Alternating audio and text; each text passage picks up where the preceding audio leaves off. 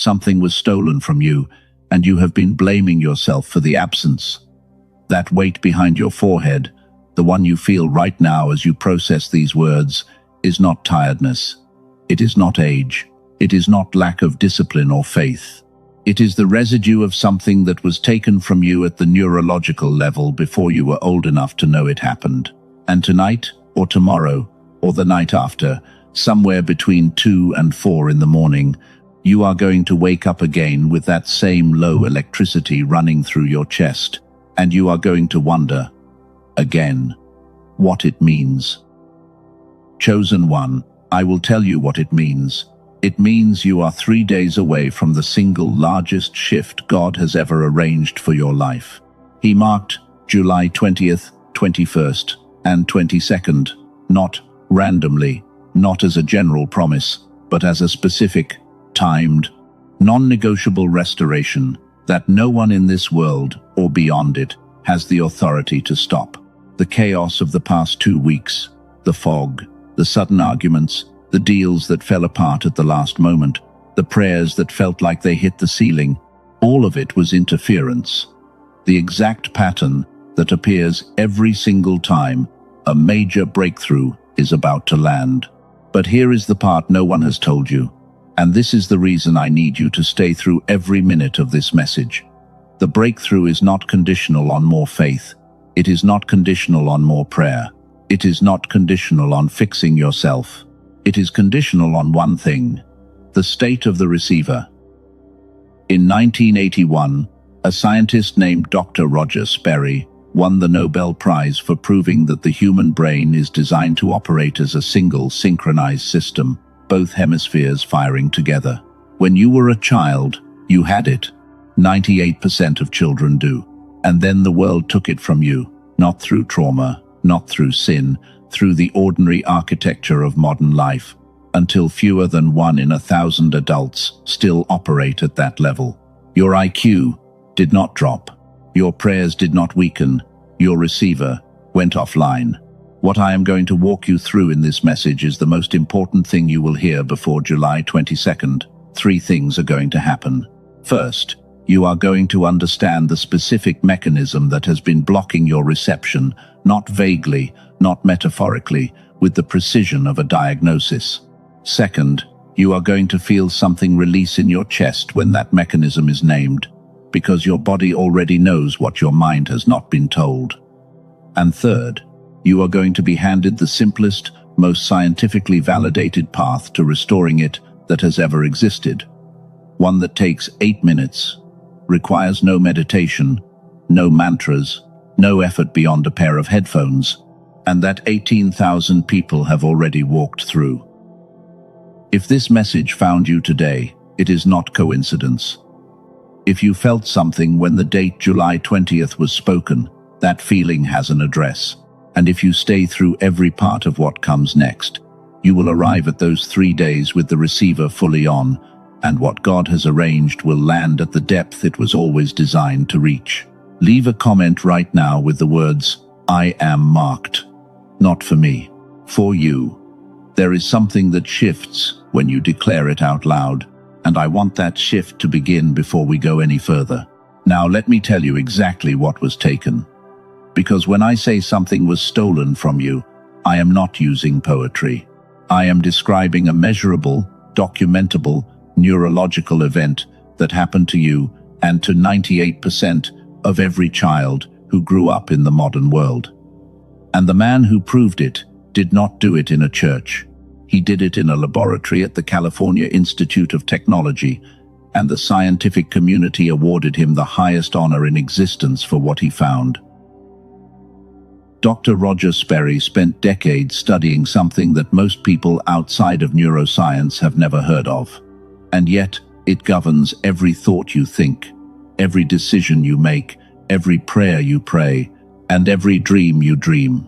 He studied the relationship between the left hemisphere and the right hemisphere of the human brain, not as separate entities, as a system designed to work together. And what he discovered was so profound that it did not simply advance the field. It redefined what it means to be a fully functioning human being. Here is what he found. When both hemispheres of your brain are synchronized, firing together in a coordinated pattern that researchers now call whole brain activation, something extraordinary happens. Creativity increases, problem-solving accelerates, intuition sharpens to a degree that feels almost supernatural. The ability to recognize patterns, to see connections that others miss, to make decisions with clarity instead of confusion, all of it comes online at once, not partially, fully. And the feeling that accompanies it is something you recognize, even if you have not felt it in years. It is the feeling of being completely yourself. This is not theory. This is measured, repeatable, documented in peer-reviewed research across multiple laboratories for over 4 decades. The human brain, when both hemispheres are synchronized, operates at a level that standard IQ tests cannot even capture, because the tests were not designed for that mode of cognition. It is what researchers at the University of California identified as the neurological basis of what they call the flow state. The state where everything clicks, where hours feel like minutes, where the right words appear without searching for them, and the right decisions feel obvious before you can even articulate why. Where prayer does not feel like talking into a wall, but like a conversation with someone who is already in the room. Steve Jobs described it. Nikola Tesla lived in it. Taylor Swift creates from it. Every major breakthrough in human history, every moment where someone saw what no one else could see, happened in that state. And here is the part that changes everything for you. You had it. Not metaphorically, not potentially, actually, measurably. When you were 4, 5, 6 years old, your brain was operating in precisely this synchronized state. You did not have to earn it. You did not have to learn it. It was the default setting. The NASA study I referenced a moment ago tracked something called divergent thinking, which is one of the most reliable indicators of creative genius across a population of children. 98% of children under 5 tested at the genius level. Not gifted, not talented, genius. The kind of thinking that sees connections where others see walls, that solves problems before they fully form, that intuits answers the way a compass intuits north. The same test administered to those same children at age 10 showed a dramatic decline. By age 15, another decline. By adulthood, fewer than 1 in 1,000 retained that capacity. That is not an aging curve. That is not a maturity curve. That is a theft curve. Something specific, identifiable, and reversible happened to the brain between childhood and adulthood that systematically dismantled the very capacity that made you extraordinary. And it happened so gradually, so universally, that you did not notice it leaving. You just noticed, one day, that things were harder, that the clarity was gone, that the inspiration you used to feel came less and less often, and you assumed it was you. You assumed something was wrong with your discipline, your character, your faith.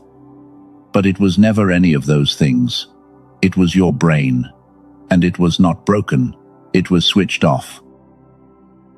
I need you to understand what that means for you personally, because this is where July 20th, 21st, and 22nd begin to make complete sense.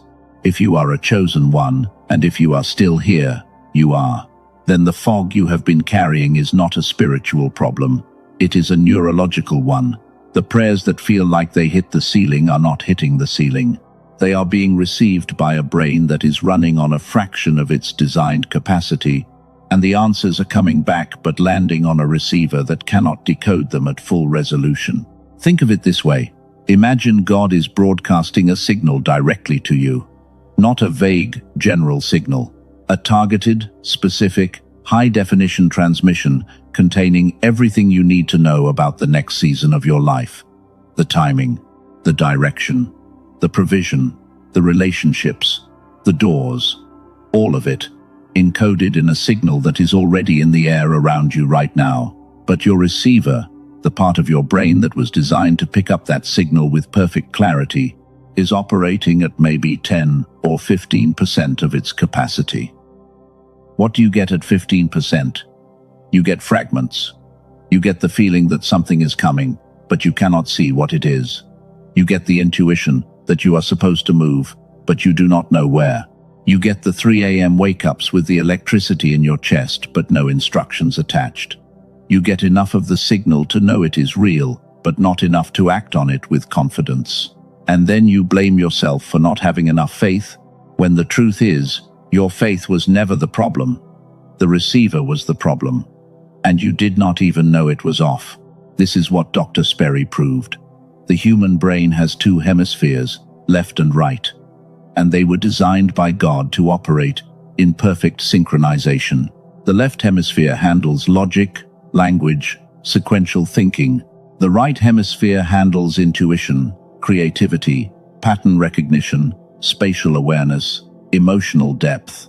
When they fire together, you get something that science calls whole brain activation, and that you experience as that rare moment where everything makes sense, where the answer arrives before the question is fully formed, where you feel like you are operating at full capacity for the first time in years. But here is what happened. The education system is built almost entirely for left hemisphere processing, linear, sequential, test-based. The way we consume information, scrolling, skimming, multitasking, further reinforces left hemisphere dominance. The stress of modern life, the chronic low-grade anxiety that most people carry without even registering it, actively suppresses right hemisphere function. And the result, over years and decades, is a brain that operates primarily from one side, not both. One, the analytical side. The side that can process words, but not perceive meaning beyond them. The side that can pray the prayer, but not feel the presence behind it. The switch between childhood genius and adult fog is not a mystery. It is a measurable, traceable, neurological process.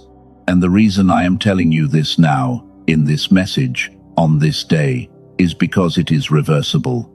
Not theoretically, not someday, now.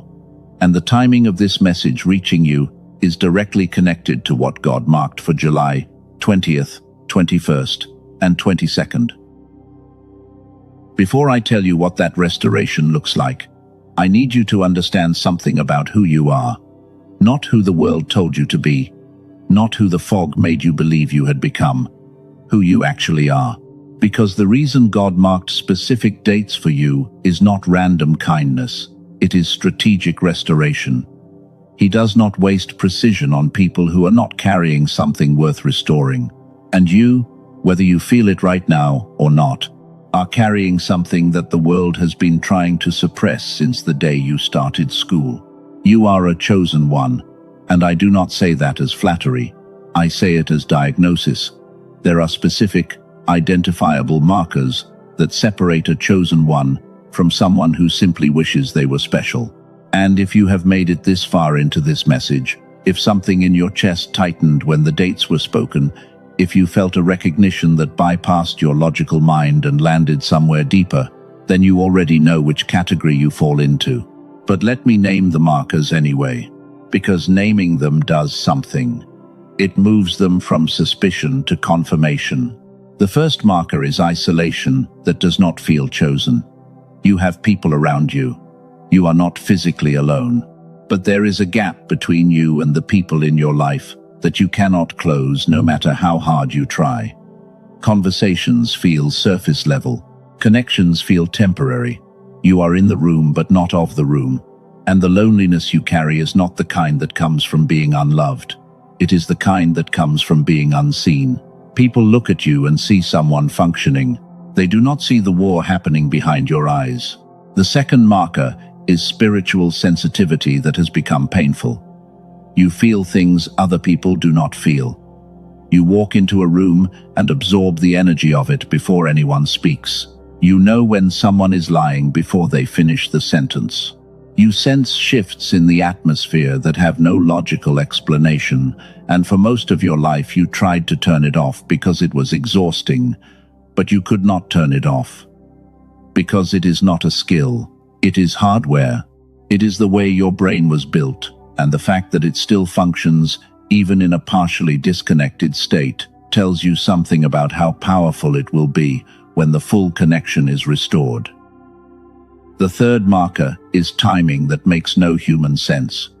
Things happen to you at moments that defy probability. The phone call that comes 30 seconds after you think of the person. The door that closes on a Tuesday and opens a different, better door on Thursday. The prayer you whispered at midnight that was answered in a form you did not recognize until weeks later. These are not coincidences. These are the residual output of a brain that, even at 10% synchronization, still picks up fragments of a signal most people cannot detect at all. The fourth marker is the most painful one, and it is the one I need you to hear most carefully. The fourth marker is the gap between what you know you are capable of and what you are actually producing. You have ideas that could change your family. You have vision that could shift your community. You have spiritual depth that could anchor the people around you in ways they desperately need. And none of it is fully manifesting. Not because you are lazy, not because you lack faith, because the operating system that converts potential into output has been running at a fraction of its capacity, and you have been trying to build a cathedral with a brain that was forced into survival mode. If you recognized yourself in 3 or more of those markers, I want you to pause for a moment and let that recognition settle. Not in your mind, in your body. Because your body has been carrying the truth longer than your thoughts have been willing to admit it. You are not average. You are not broken. You are not behind. You are a high-capacity individual operating on a low-capacity system, and the distance between where you are and where God designed you to be is not measured in effort. It is measured in synchronization. Now I want to take you somewhere specific, because what I have described so far is the diagnosis. And a diagnosis without a mechanism is just a label. You deserve to know why this happened, not in spiritual generalities, in the specific, traceable, neurological sequence that took you from childhood genius to adult fog. And that sequence begins with a truth about the human brain that most people have never been told. When you were born, your brain was not divided the way it functions now. The left hemisphere and the right hemisphere communicated freely through a massive bundle of nerve fibers called the corpus callosum. Information flowed between the two sides with virtually no resistance. The analytical mind and the intuitive mind were not two separate voices competing for attention. They were one voice, unified, producing what you experienced as effortless clarity. That is why children learn languages faster than adults. That is why children are more creative than adults. That is why a child can imagine an entire world in a cardboard box, while an adult struggles to imagine a different outcome to a Tuesday meeting. The brain was whole, and then the fracture began, not through a single event, through 1,000 small ones. Standardized education rewarded left hemisphere processing and punished right hemisphere wandering. Sit still, pay attention, follow the sequence. Answer the question that was asked, not the question that interests you. Year after year, the message was clear. Logic matters. Imagination does not. And the brain, being the adaptive organ it is, responded exactly the way you would expect. It strengthened the pathways that were rewarded and weakened the pathways that were not. By the time you finished high school, your brain had been fundamentally restructured, not damaged, restructured. The synchronization that was effortless in childhood now required conscious effort, and since no one told you it existed, you never made that effort. You simply lived with a brain that operated primarily from one hemisphere, wondering why things felt harder, why decisions felt muddier, why the spiritual clarity you remembered from your younger years seemed to have evaporated. And here is where the chosen one story becomes different from everyone else. Because for most people, the loss of synchronization creates inconvenience. For you, it created a catastrophe. Because you were not designed for a normal level of perception. You were designed for an extraordinary one. The spiritual sensitivity, the pattern recognition, the intuitive knowing, all of those require whole brain activation.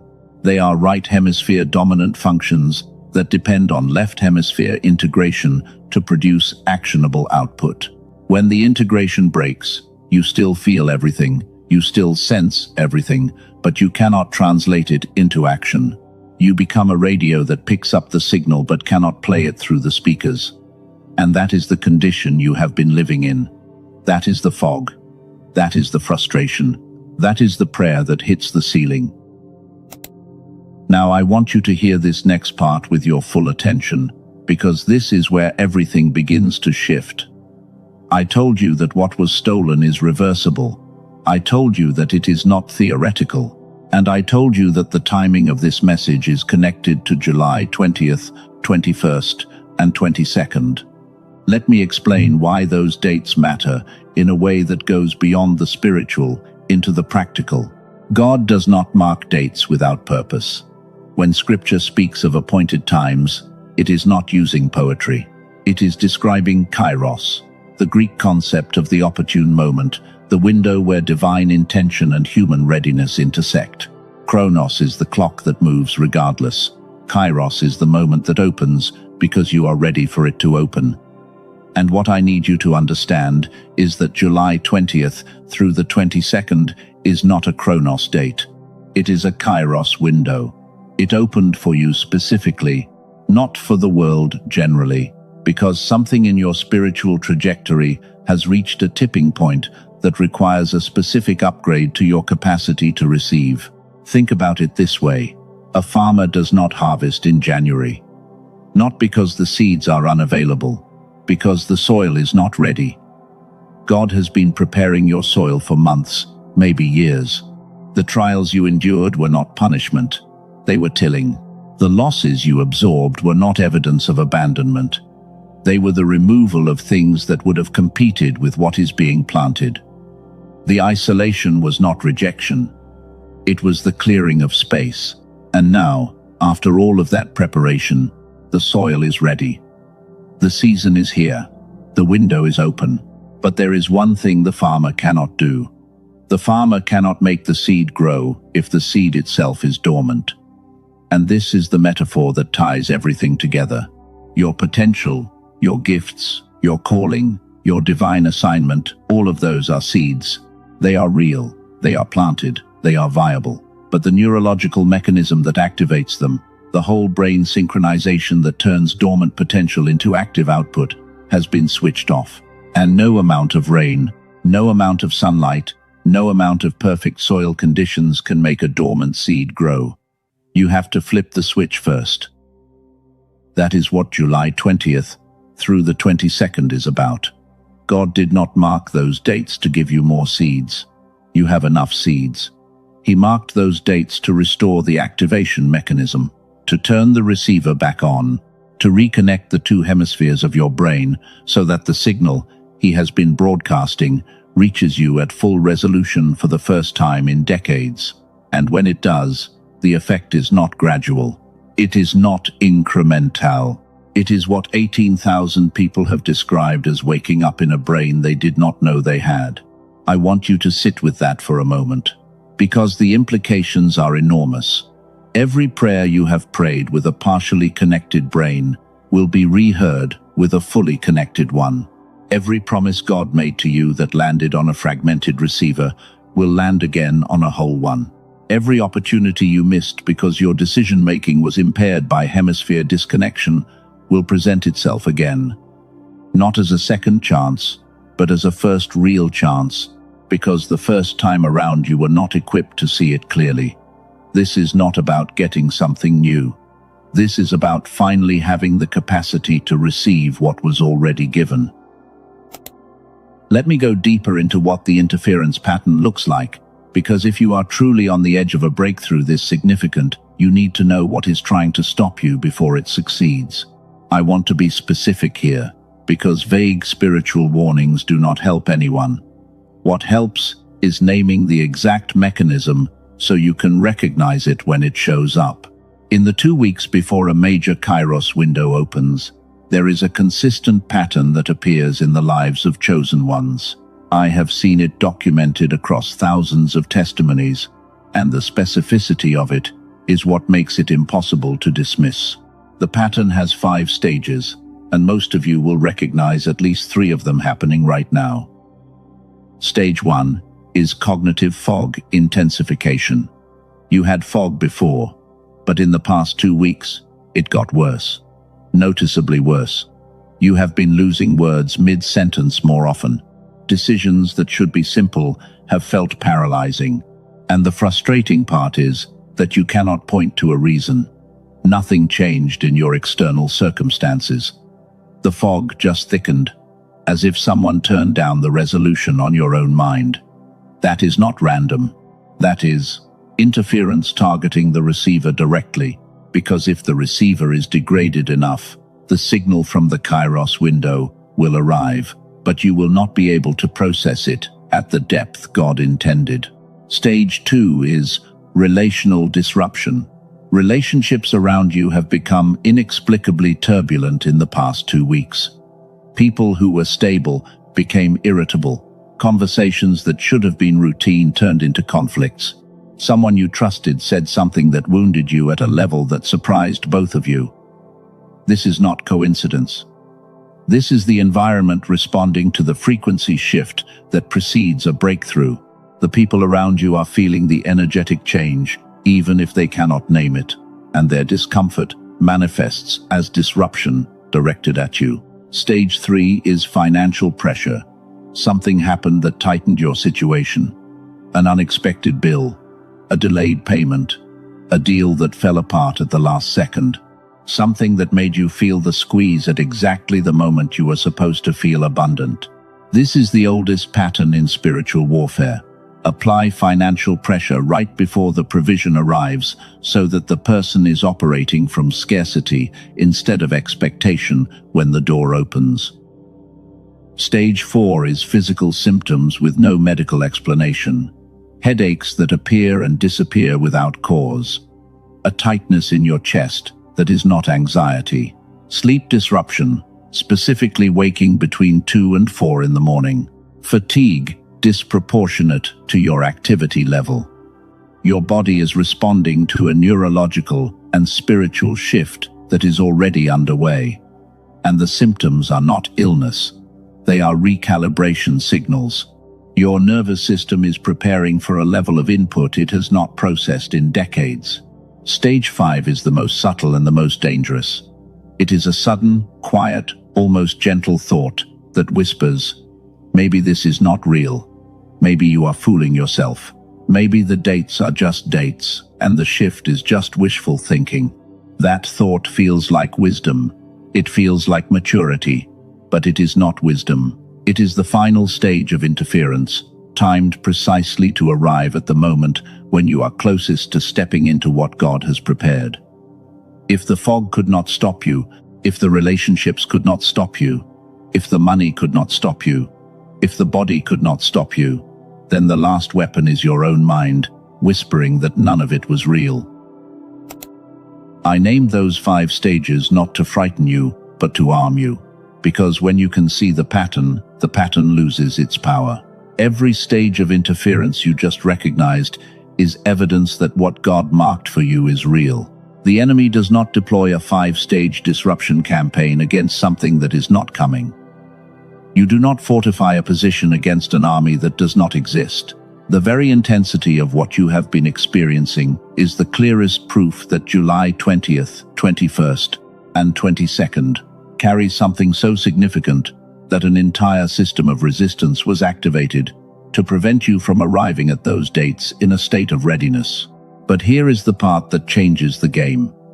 The interference targets your mind. Specifically, it targets the hemisphere disconnection that already exists.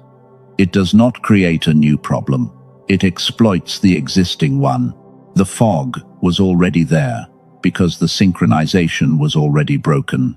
The interference simply turned the volume up on a vulnerability that has been present for years, which means the solution is not to fight the interference directly. The solution is to eliminate the vulnerability it exploits, restore the synchronization, and the interference has nothing to amplify. The fog lifts. The disruptions lose their anchor point.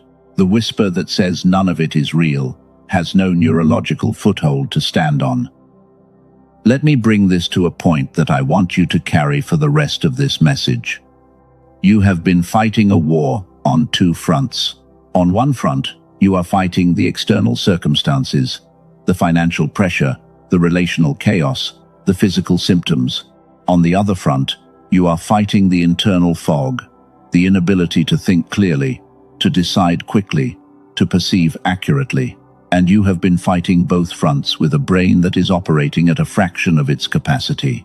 You are a general commanding an army from a communications center where half the radios are dead, and your response to losing battles has been to blame yourself for not being a better general. You are not a bad general. Your communications system is down. And what I am about to walk you through in the remaining sections of this message is exactly how it went down, exactly what it cost you, exactly what it means for the promises God made to you, and exactly how to turn it back on before July 22nd. Not theoretically, practically, with specifics that you can act on before the sun sets on the 19th.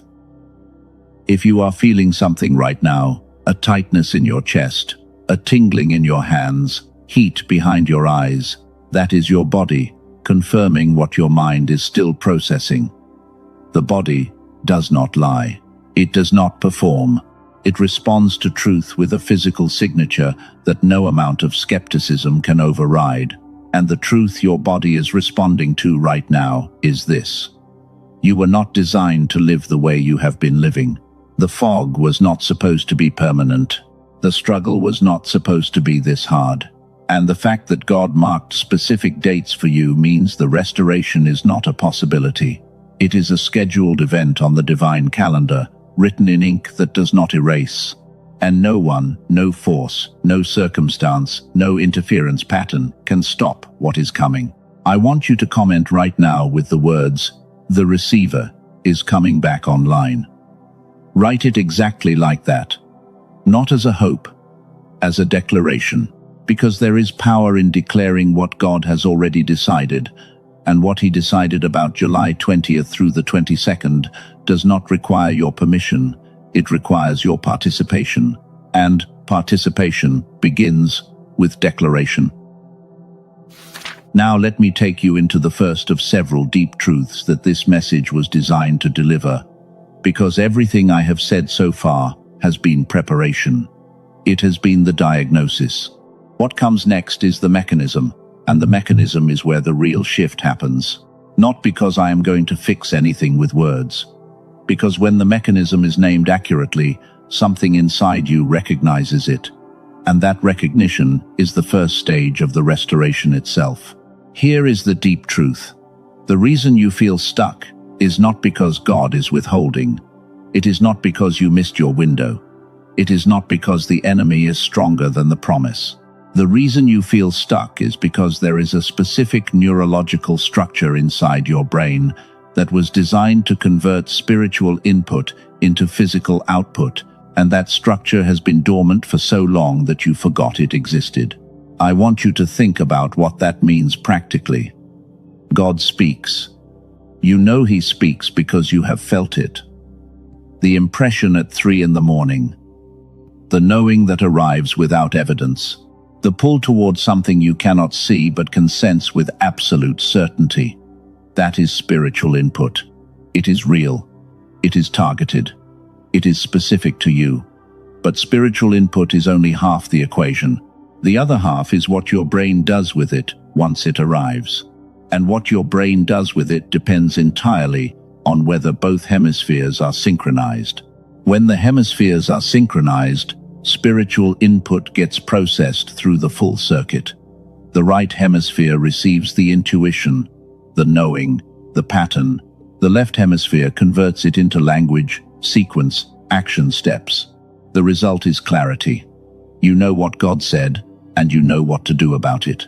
There is no gap between revelation and response. The download arrives complete, formatted, actionable.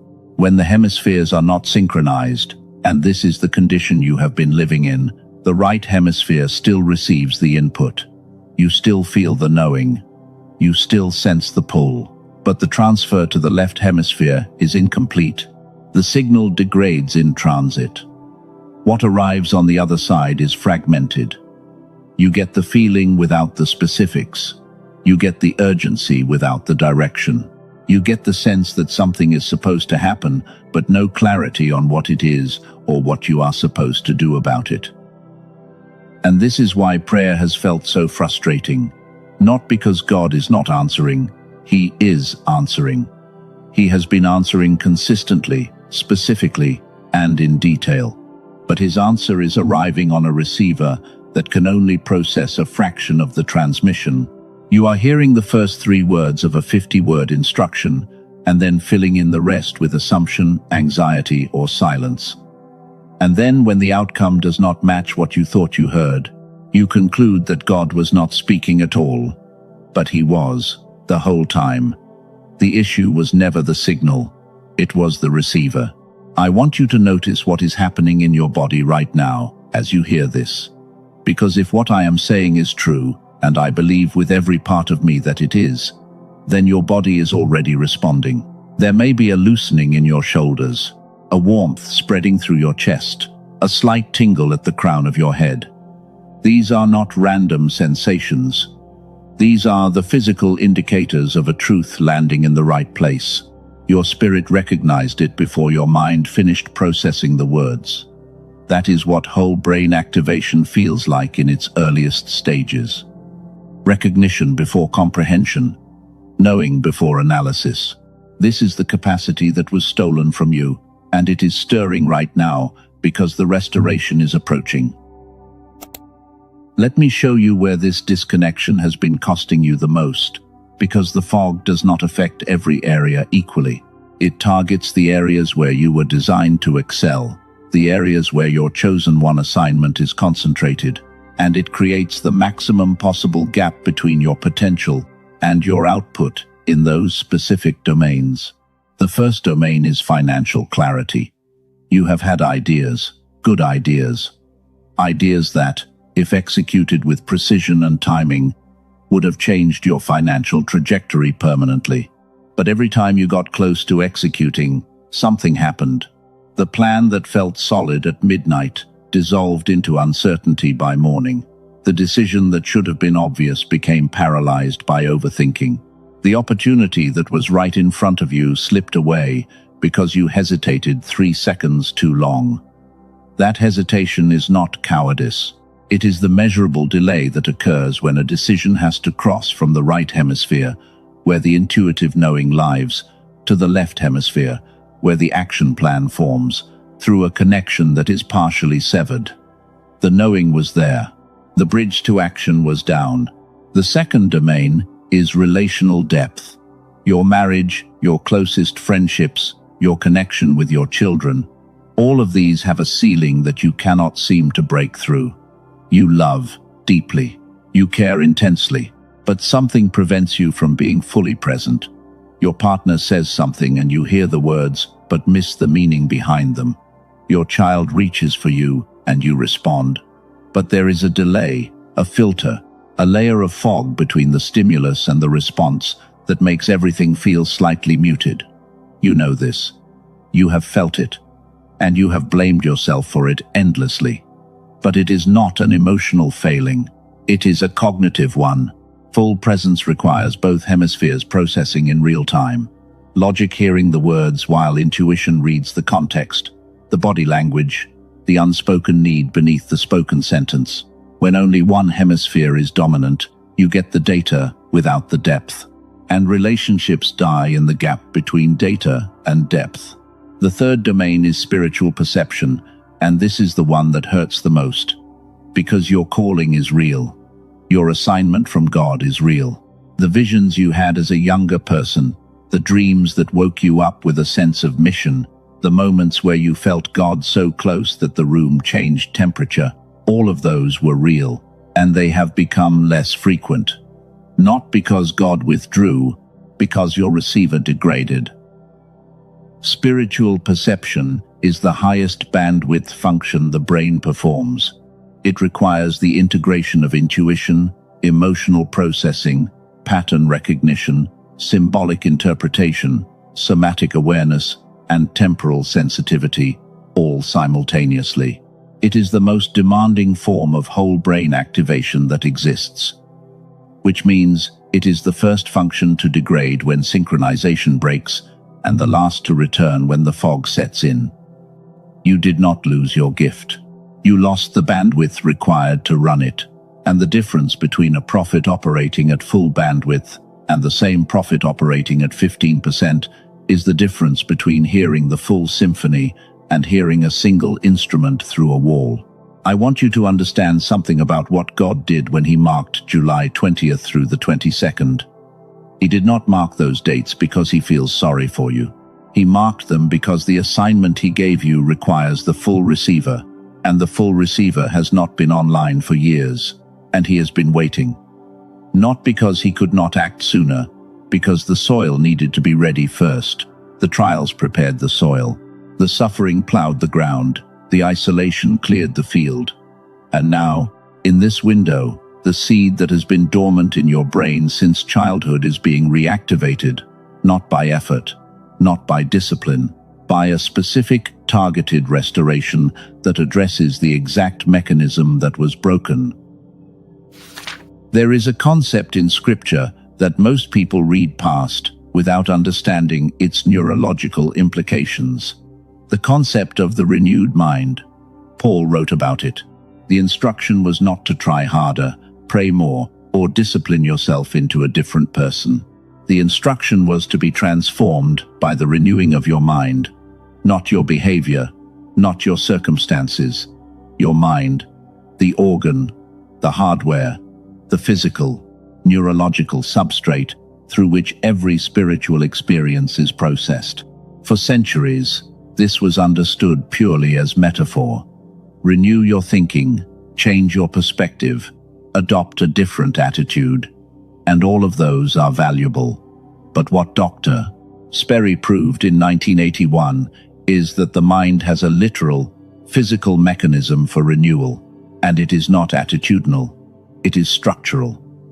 The renewal Paul described is not a change in what you think.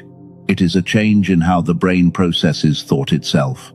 It is the restoration of whole brain synchronization, the relinking of the two hemispheres so that the full capacity of the mind God gave you comes back online. I want you to sit with that for a moment, because the implications are staggering. Every time you read Romans 12 and felt convicted that you should be trying harder to renew your mind, you were receiving a legitimate instruction through a receiver that could not decode the actual mechanism. You heard the what, but not the how. And so you did what any sincere person would do. You tried harder. You prayed more. You read more scripture. You attended more services. And the fog did not lift, because the fog is not a spiritual discipline problem. It is a hardware problem. You were trying to update the software while the hardware was disconnected. That is not a failure of faith. That is a failure of information. No one told you the mechanism existed. No one explained that the renewal Paul described has a neurological address.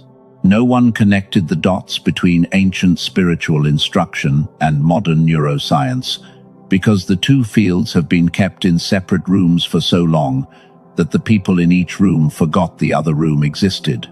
But they are describing the same phenomenon. Paul described the experience. Dr. Sperry identified the mechanism. And the fact that they align so perfectly across 2,000 years of separation is not coincidence. It is confirmation. Here is what this means for July 20th through the 22nd. God is not asking you to try harder. He is not asking you to pray more. He is not asking you to fix yourself before the breakthrough arrives. He is telling you that the breakthrough includes the fix. The renewal is not the preparation for the gift. The renewal is the gift. The restoration of your whole brain synchronization is the specific, targeted intervention that he scheduled for those 3 days. And when it activates, everything changes. Not because your circumstances change first, because your capacity to perceive, process, and respond to what God is doing changes first. And when the capacity changes, the circumstances have no choice but to follow. Let me explain this with something you will recognize from your own life. There have been moments, rare moments, where everything clicked. A morning where you woke up and your mind was sharp. A conversation where you said exactly the right thing at exactly the right time without planning it. An afternoon where a problem you had been wrestling with for weeks suddenly resolved itself in a flash of insight that felt almost supernatural. Those moments were not random. Those were moments when, for reasons you could not control, the synchronization briefly flickered back on. The two hemispheres briefly reconnected. And in that window, however small it was, you experienced what your brain is supposed to feel like all the time. That is the default state God designed. That is what was stolen, and that is what is being returned. Now I want to address something that I know is sitting at the edge of your mind. Because you are intelligent and you are discerning, and when something sounds too clear or too precise, part of you holds back. Part of you says this sounds right, but how do I know it is not just another promise that will leave me in the same place? I want to honor that part of you, because that caution is not a lack of faith. It is the scar tissue from years of hoping and being disappointed. And I would rather speak to your caution honestly than talk past it with empty enthusiasm. Here is what I want you to consider. Think about the last time you tried something that was supposed to change your life. Maybe it was a new meditation practice. Maybe it was a new prayer routine. Maybe it was a seminar, a book, a course, a program. And it worked for a few days, maybe a few weeks, and then the fog came back. The clarity faded. The motivation dissolved. And you were left in the same place, maybe even a worse place, because now you had the added weight of another failed attempt on top of everything else. I want to explain why those things did not work, not to criticize them, but to show you why what I am describing is fundamentally different in its mechanism. Every approach you have tried before was operating on the same assumption. The assumption that the problem is behavioral, that if you think differently, act differently, believe differently, the fog will lift. And those approaches are not wrong. Thinking matters, action matters, belief matters, but they are operating on the software level while the problem exists at the hardware level. Imagine trying to run a high-definition movie on a computer whose processor can only handle standard definition. You can upgrade the movie file. You can buy better speakers. You can adjust the screen resolution. None of it matters because the processor cannot handle the input. The movie stutters, freezes, pixelates, and you blame the movie. Or you blame yourself for not knowing how to configure the settings. But the movie was fine. The settings were fine. The processor was the bottleneck. That is what has been happening with every spiritual practice, every personal development program, every self-help book you have ever consumed. The content was good. The practices were valid, but they were being processed by a brain that was running at 15% capacity. And at 15%, even the best content produces limited results. This is why the chosen one experience is so uniquely painful. Because you are not someone who does not try. You are someone who tries harder than almost anyone around you. You have read the books. You have done the courses. You have prayed the prayers. You have fasted. You have journaled. You have attended the conferences. You have hired the coaches. And some of it helped, briefly, because even at 15%, you can squeeze out moments of clarity. But none of it lasted because none of it addressed the root cause. The root cause is not what you think. It is not what you do. It is the neurological state in which the thinking and doing occur. A prayer prayed from a synchronized brain produces a different outcome than the same prayer prayed from a fractured one. Not because God responds differently, because you perceive his response differently. The download lands at full resolution instead of partial. The guidance arrives with specifics instead of feelings. The direction comes with confidence instead of anxiety. The experience of God does not change. Your capacity to receive the experience changes. And that single variable, the state of the receiver, explains every spiritual drought you have ever endured that had no logical cause. Let me take you somewhere personal now, because the teaching has to land in the lived experience or it remains abstract. And abstract truths do not change lives. Embodied truths do. Think back to your childhood, not the difficult parts. The parts where you were yourself without trying. There was a period, maybe between the ages of 4 and 8, where you experienced the world in a way that felt almost magical. Colors were brighter. Imagination was effortless. You could spend an entire afternoon lost in a world you created inside your own mind, and it felt more real than the physical world around you. Ideas came to you fully formed. You did not plan creativity. It arrived, unannounced, overflowing, inexhaustible. And you assumed everyone experienced the world that way. You remember it, not clearly, because the fog blurred the edges of even the memories. But somewhere beneath the adult responsibilities and the accumulated fatigue, there is a version of you that remembers what it felt like to think without effort, to know without reasoning, to create without planning, to feel God without straining. That version of you is not gone. It is not a nostalgic fantasy. It is a neurological snapshot of your brain in its synchronized state. The version of you that existed before the hemispheres was separated by the weight of modern education, modern stress, and modern life.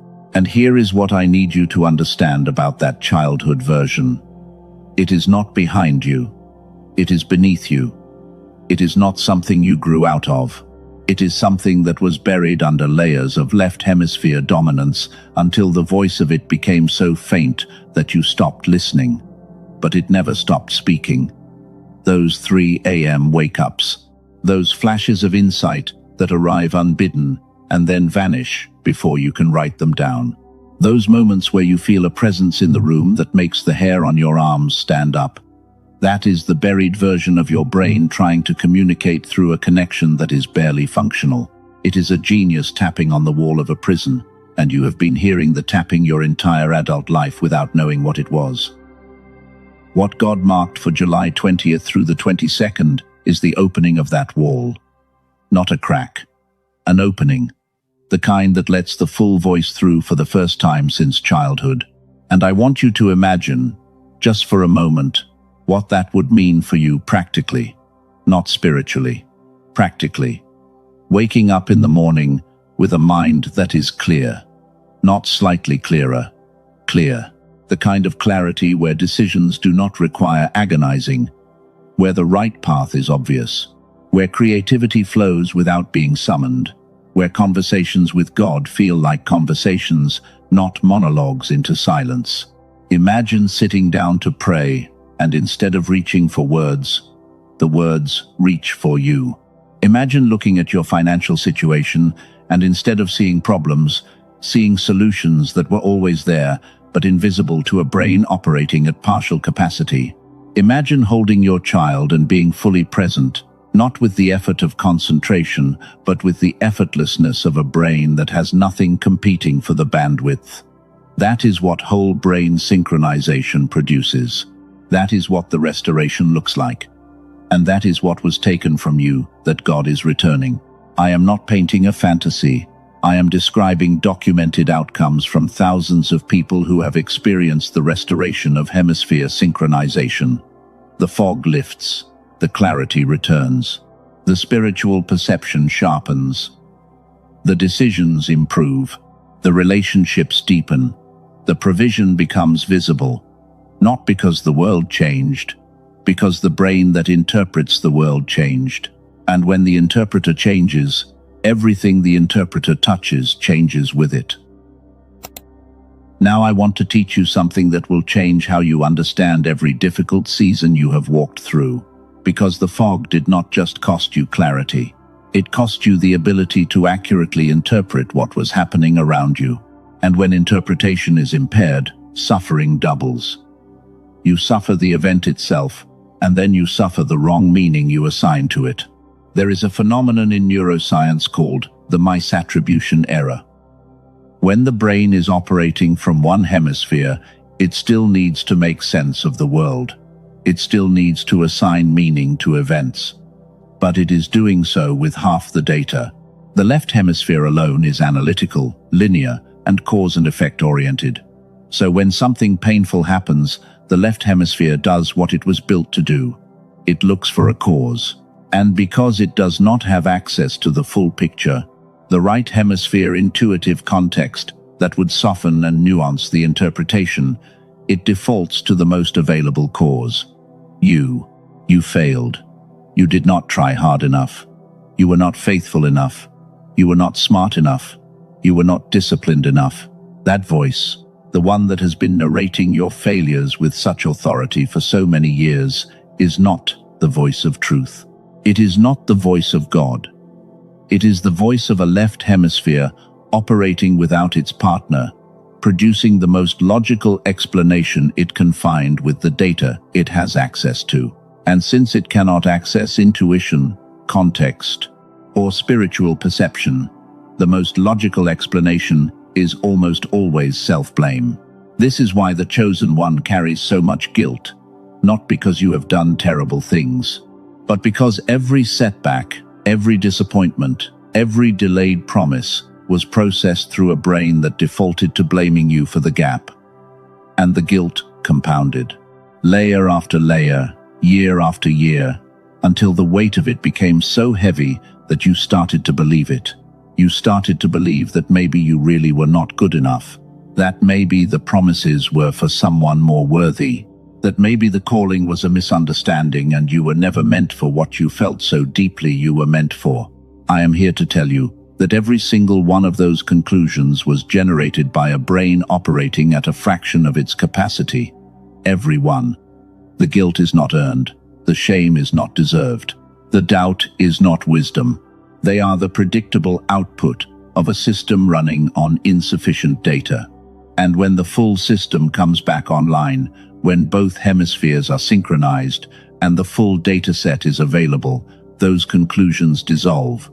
Not because you argued them away, not because you prayed them away, because the brain that generated them no longer needs them. They were survival interpretations from a mind in crisis. When the crisis ends, the interpretations end with it. I want you to hear this as clearly as I can say it. You are not guilty. You are not behind. You are not unworthy. You are a high-capacity system that has been running in emergency mode for so long that you forgot what normal operations feel like. And what God scheduled for July 20th through the 22nd is not an upgrade. It is a return to factory settings, the settings you were born with, the settings you were designed to run on, the settings that were stolen from you before you could consent and suppressed so thoroughly that you stopped looking for them. They are coming back. No one can stop that. And when they return, the first thing that happens is not a new revelation. The first thing that happens is the correction of 1,000 false ones. The guilt drops, the shame lifts, the doubt evaporates. And what remains is the clean, clear, unobstructed signal that God has been sending your way since the day He marked you. Let me show you something about the way God operates that most people miss because they are looking at it through a partially connected brain. God does not do random acts. He does sequenced campaigns. When He marks a date, it is not a standalone event. It is a milestone in a sequence that began long before you were aware of it. And the sequence that leads to July 20th through the 22nd has been running for years. Go back to the hardest moment of the last 12 months. The one that nearly broke you. Now look at what happened after that moment. Something shifted, even if small. A conversation with someone who said exactly what you needed to hear. A resource that appeared at the precise moment the old one ran out. A door that opened so quietly you almost missed it. Those were not random events. Those were breadcrumbs in a sequence leading here. To this moment, to this revelation, about the receiver. God operates in what theologians call the principle of progressive revelation. He does not dump the entire plan on you at once. He reveals it in stages, each stage requiring a slightly higher level of comprehension than the last. And the reason you have felt like the revelations were slowing down is not because they were actually slowing. It is because each successive revelation required more bandwidth than the last, and your bandwidth was shrinking. The first few revelations God gave you, the early ones that hooked your soul and made you realize you were chosen, those were simple enough to process on a partially connected brain. A feeling, a knowing, a sign. But as the assignment grew, the transmissions required more bandwidth, more detail, more nuance, more simultaneity. They required whole brain processing. And your brain was not whole. So the signal kept coming, but your ability to decode it kept dropping, and you interpreted the dropping signal as God going silent. He was never silent. He was broadcasting at higher resolutions, and your receiver was stuck at standard definition. Every time you could not hear, your left hemisphere generated a reason. And the reason was always you. You are not ready. You are not worthy. You are not enough. Those were never God speaking. Those were a brain in crisis, filling the silence with the only narrative it knew how to construct. July 20th through the 22nd is the date God chose to end that cycle, not by raising his voice, by restoring your receiver to full bandwidth. Both hemispheres synchronized the way they did when you were a child, and the world made sense, and God felt close, and the future felt certain. There is a story in Scripture about a man named Joseph who was marked by God from childhood. He had dreams so clearly divine that they made his own family uncomfortable. And then, for 13 years, it appeared that every dream was a lie. He was sold into slavery, falsely accused, forgotten in prison. And during those 13 years, God was still broadcasting. But the resolution at which Joseph could receive kept dropping as suffering compounded around him. Then, in one day, everything changed. Not gradually. In one day, the fog lifted, the receiver came back online, and Joseph went from a forgotten prisoner to the second most powerful person in the nation. The provision had been arranged for years. The position had been prepared for years. The only thing that changed was his access to the clarity required to step into it. You are Joseph. The 13 years are ending. July 20th is the day the receiver comes back online. And what follows will make every year of fog worth what it cost. Now I want to talk about a lie that has been embedded so deeply in the spiritual community that most people accept it without question. And the lie is this: that struggle is proof of assignment. That the harder things are, the more important your calling must be. That suffering is the currency of destiny, and if you are not in pain, you are probably not on the right path. There is a grain of truth in that idea, which is what makes it so dangerous. It is true that important assignments attract resistance. It is true that the enemy targets those who carry the greatest potential. But the lie is in the implication that the suffering itself is the point, that endurance is the goal, that the proper response to the fog, the confusion, the exhaustion, the spiritual drought, is to simply bear it with dignity and wait for God to lift it in his timing. That theology has kept millions of chosen ones trapped in a holding pattern that God never designed, because it confuses the symptom with the assignment. The suffering is not the assignment. The suffering is the symptom of a broken receiver, processing an intact signal at degraded resolution. And the proper response to a broken receiver is not to endure the poor reception with patience. It is to fix the receiver. I want to be very careful here because I am not dismissing the value of perseverance. Perseverance is real. Character is forged in difficult seasons. But there is a massive difference between a season of growth and a decade of stagnation, and many chosen ones have been sitting in stagnation for years while telling themselves it is growth, because no one gave them permission to consider that the problem might have a solution. Here is the test. Growth has direction. Stagnation has repetition. If the trials you are walking through are teaching you new things, stretching you in new ways, revealing new dimensions of your character and your calling. That is growth. Stay in it. But if the same fog, the same confusion, the same inability to hear God clearly, the same pattern of almost but not quite has been recycling for years without producing new insight, that is not growth. That is a system stuck in a loop. And the loop is not spiritual. It is neurological. The lie tells you to pray harder. The truth tells you to diagnose the receiver. The lie tells you to wait longer. The truth tells you that the waiting ended the moment the solution became available. The lie tells you that God will lift the fog when He is ready. The truth tells you that God has been ready since 1981, when He allowed the science to be discovered, and He has been waiting for you to hear about it ever since. I know that is a strong statement. Let me support it. God does not separate spiritual solutions from physical mechanisms. He never has. When the Israelites were in the desert and needed water, He did not make the water appear out of nothing. He told Moses to strike a rock. The rock was a physical mechanism for a divine provision. When Naaman had leprosy, God did not wave it away. He told him to dip in the Jordan River 7 times. The river was a physical mechanism for a divine healing. When Jesus healed the blind man, He made mud from spit and dirt and put it on the man's eyes.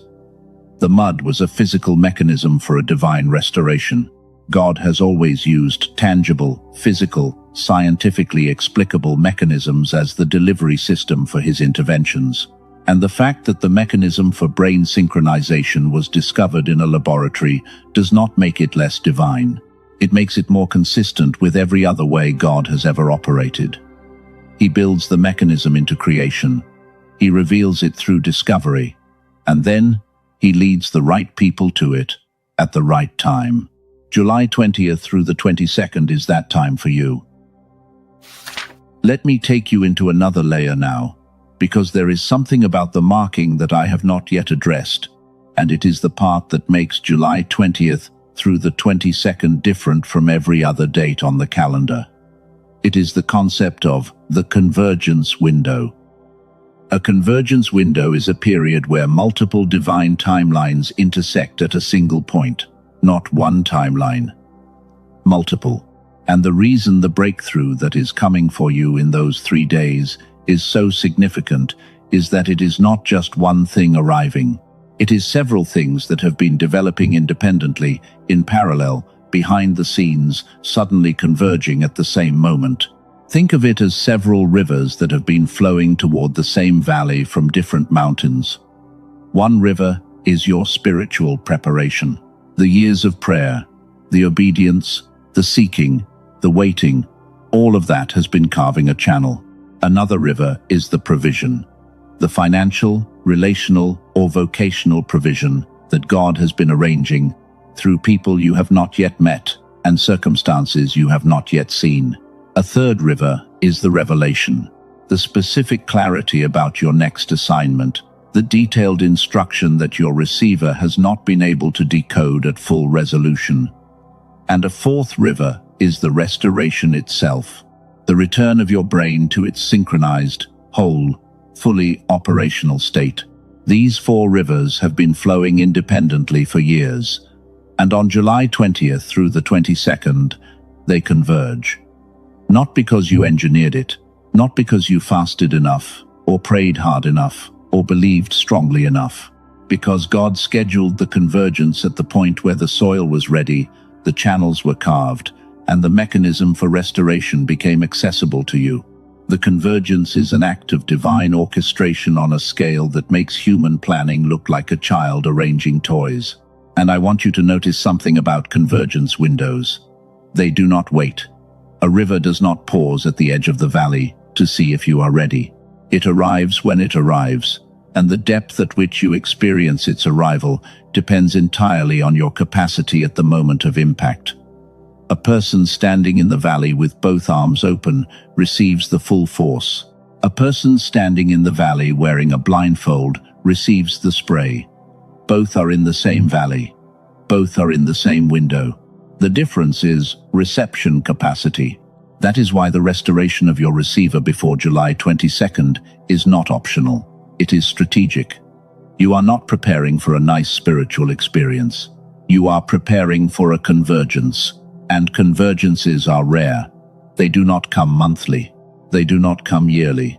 Some people experience one in a lifetime. And the tragedy, the absolute heartbreak, would be to stand in the convergence window with a receiver that is only operating at 15% and receive 15% of what God arranged. Not because it was not all there, because you were not all there. I want you to close your eyes for a moment, just 3 seconds, and I want you to imagine standing at the intersection of those 4 rivers. Feel the ground beneath your feet. Feel the water rising, not threatening, but cleansing, warm, alive. And feel your mind expanding, both hemispheres igniting simultaneously, the fog evaporating like mist in morning sun. The signal that has been fragmented for years arrives at full resolution. Every prayer answered, every promise specified, every provision located, every assignment clarified, not gradually, all at once. Because that is what convergence does. It delivers simultaneously what was prepared sequentially. Open your eyes. That image is not fantasy. That image is the architect drawing of what God scheduled for you before you heard this message. And no one can stop it. Not because you are powerful enough to protect it, because He is. Let me talk about something practical now, because spiritual revelation without practical application is a lecture, and God did not design this message to be a lecture. He designed it to be an intervention. There is a framework I want to teach you for navigating the next 72 hours with maximum readiness. I call it the 3-gate protocol. Before the convergence window opens, your preparation passes through 3 gates, and each gate requires a specific action. Not a spiritual action in the abstract sense. A concrete, measurable action that positions your brain and your spirit for what is coming. Gate 1 is the gate of subtraction. Before you can receive what is coming, you need to remove what is blocking the channel. And I am not talking about sin. I am talking about noise. The average chosen one is consuming more information in a single day than a person 100 years ago consumed in a month. News feeds, social media, text messages, emails, notifications, opinions, arguments, entertainment. All of that is left hemisphere dominant processing. Every hour you spend scrolling is an hour where the already dominant left hemisphere gets stronger and the already suppressed right hemisphere gets weaker. Between now and July 20th, I want you to do something specific. Identify the 3 largest sources of noise in your daily life. The 3 things you reach for when your mind is idle, and remove them. Not permanently. For 72 hours. If it is social media, delete the apps from your phone. If it is the news, turn off the notifications. If it is a relationship that generates more chaos than clarity, create distance. Not because those things are evil, because those things are competing for the bandwidth that the convergence requires. You cannot receive a high-resolution divine transmission while your brain is processing 16 different information streams simultaneously. Gate 2 is the gate of silence. This is not about meditation in the traditional sense. This is about creating windows of neurological rest where the left hemisphere quiets and the right hemisphere has permission to surface. Twice a day, once in the morning and once before bed, sit in complete silence for 8 to 10 minutes. No phone, no music, no guided meditation, no prayer words, just silence. What you are doing in those minutes is giving your brain the conditions under which hemisphere synchronization naturally wants to occur. It will not fully occur because the pathways have been dormant for too long. But it will begin. The faintest flicker, the beginning of a reconnection. And that flicker, combined with what I am going to tell you about in the next section of this message, is enough to prime the receiver for full restoration. Gate 3 is the gate of declaration.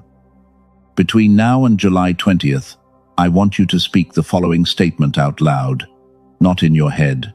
Out loud, 3 times a day. Morning, midday, night. The statement is this: I am a chosen one, and my receiver is coming back online. My brain was designed for whole brain activation. What was stolen is being restored. What God marked for July 20th through the 22nd is coming, and I have the capacity to receive it at full depth. I am not asking you to believe it yet. I am asking you to say it. Because declaration does something neurological that belief alone cannot do. When you speak words out loud, both hemispheres are required to participate. The left hemisphere generates the language. The right hemisphere generates the emotional tone, the prosody, the meaning beneath the words. Speaking out loud is one of the few activities that forces both hemispheres to cooperate even when they are not synchronized. It is a manual override, a way of jump-starting the connection through the only pathway that requires both sides simultaneously. Do it 3 times a day for 3 days, and by July 20th, the receiver will be primed for what comes next. Now let me address the obstacle that most chosen ones do not realize they are carrying, because it is disguised as something virtuous. The obstacle is control. Not the controlling behavior you might associate with difficult people. The control I am talking about is spiritual. It is the deep, unconscious belief that you have to manage every aspect of your journey to God in order for it to work. You control the prayers. You control the timing, you control the environment, you control the expectations. You set the conditions under which you will allow yourself to believe, and if those conditions are not met exactly as you specified, you interpret the result as failure. And you do this not because you are a control freak. You do this because you have been operating on a receiver that cannot decode God in real time. So you have to predict and plan and structure everything in advance to compensate for the lag between signal and reception. Control is the coping mechanism of a disconnected brain. A fully synchronized brain does not need to control because it can perceive in real time. It reads the situation as it unfolds. It adjusts dynamically. It responds to what is rather than what it predicted would be. And the difference between a life lived in real-time perception and a life lived in predicted control is the difference between dancing and choreographing. Both involve movement, but one is alive and the other is a performance. Here is why this matters for July 20th through the 22nd. If you arrive at the convergence window with your control structures intact, you will attempt to manage the experience. You will have expectations about what it should look like, feel like, produce. And if the reality does not match the expectation, your left hemisphere will immediately generate a narrative of disappointment. It came, and it was not what I expected. It did not feel the way I thought it would. Maybe it was not real after all. That narrative is not truth. It is the left hemisphere doing what it does best in isolation: analyzing, comparing, concluding. Without the right hemisphere present to supply the context, the nuance, the felt sense of what actually happened. The most profound divine encounters rarely match the expectation. They exceed it, but in a direction you did not predict. And if your reception system is calibrated to only recognize what you expected, you will miss what actually arrived. This is why subtraction is gate 1. You have to release the structure before the substance can flow. You have to let go of what you think it should look like before you can see what it actually looks like. I want you to try something right now. Take a breath, a real one, not the shallow half-breath you have been taking while processing this message. A full, deep, slow breath that fills your lungs completely and then releases completely. As you breathe in, I want you to say, silently, I release the need to control. And as you breathe out, I want you to say, I trust the receiver to decode what arrives. Do it now. 1 breath, in and out. And as you exhale, notice what happens in your body. There may be a slight tremor, a softening in your jaw, a warmth in your hands. Those are the physical signatures of the right hemisphere waking up. It responds to surrender the way the left hemisphere responds to structure. And in this one breath, for this one moment, both hemispheres flickered in unison. That flicker is a preview, a taste, a down payment on what July 20th delivers in full. Comment right now with the words "I release control" and trust the convergence. Write it, speak it. Let the declaration do its work across both hemispheres. And then stay with this message, because what comes next is the part that ties everything together. There is another obstacle I need to name before we continue, and it is one that sits even deeper than control. It is the unworthiness architecture. And I call it architecture because it is not a feeling, it is a structure, a load-bearing wall inside your identity that was constructed piece by piece over years and has become so fundamental to how you see yourself that you do not even recognize it as foreign. You think it is you. The architecture of unworthiness is built from a very specific set of bricks. Each brick is a moment where you failed, and the failure was processed by a disconnected brain that could only produce one explanation. I was not enough. Every rejection, every unanswered prayer, every time someone chose someone else, every time you fell short of your own standard, each one became a brick, and the bricks stacked into a wall, and the wall became so tall that it blocked your view of the very thing God was building on the other side of it. Here is what I need you to understand. Every single one of those bricks was manufactured by a brain operating at partial capacity. The left hemisphere, operating alone, took the raw data of the event, a rejection, a failure, a disappointment, and processed it without the tempering influence of the right hemisphere, without intuition, without context, without the ability to see the larger pattern. And the conclusion it produced was always the same: you are not worthy. But the right hemisphere, had it been online, would have seen something entirely different. It would have seen the rejection as redirection, the failure as refinement, the disappointment as protection. It would have felt the hand of God in the event, not as punishment but as positioning. It would have perceived the longer arc, the one where this specific pain is a necessary ingredient in a specific outcome that cannot be reached without it. And instead of a brick, it would have produced a stepping stone. You have been building a wall out of what God intended as stairs. Every piece of evidence you use to conclude you are unworthy is actually evidence that you are being prepared for something so large that ordinary preparation would not be sufficient. The suffering was not a verdict. It was a curriculum. And the diploma it was preparing you for is the assignment you have been dreaming about since childhood. But here is the catch. You cannot see the stairs while the wall is standing, and you cannot take down the wall through willpower or affirmation or therapy alone, not because those things do not work, but because the bricks were laid by a brain in a specific state, and they can only be fully dismantled by a brain in a different state. The state where both hemispheres process the same events and produce an integrated interpretation instead of a fragmented one. When the synchronization returns, something miraculous happens to the architecture of unworthiness. It does not crumble overnight. It does something more subtle and more powerful. Each brick gets reprocessed. The memory that produced the brick is still there, but the brain now has access to the full data set, the full context, the full pattern. And the memory that used to produce shame now produces understanding. The memory that used to produce guilt now produces gratitude.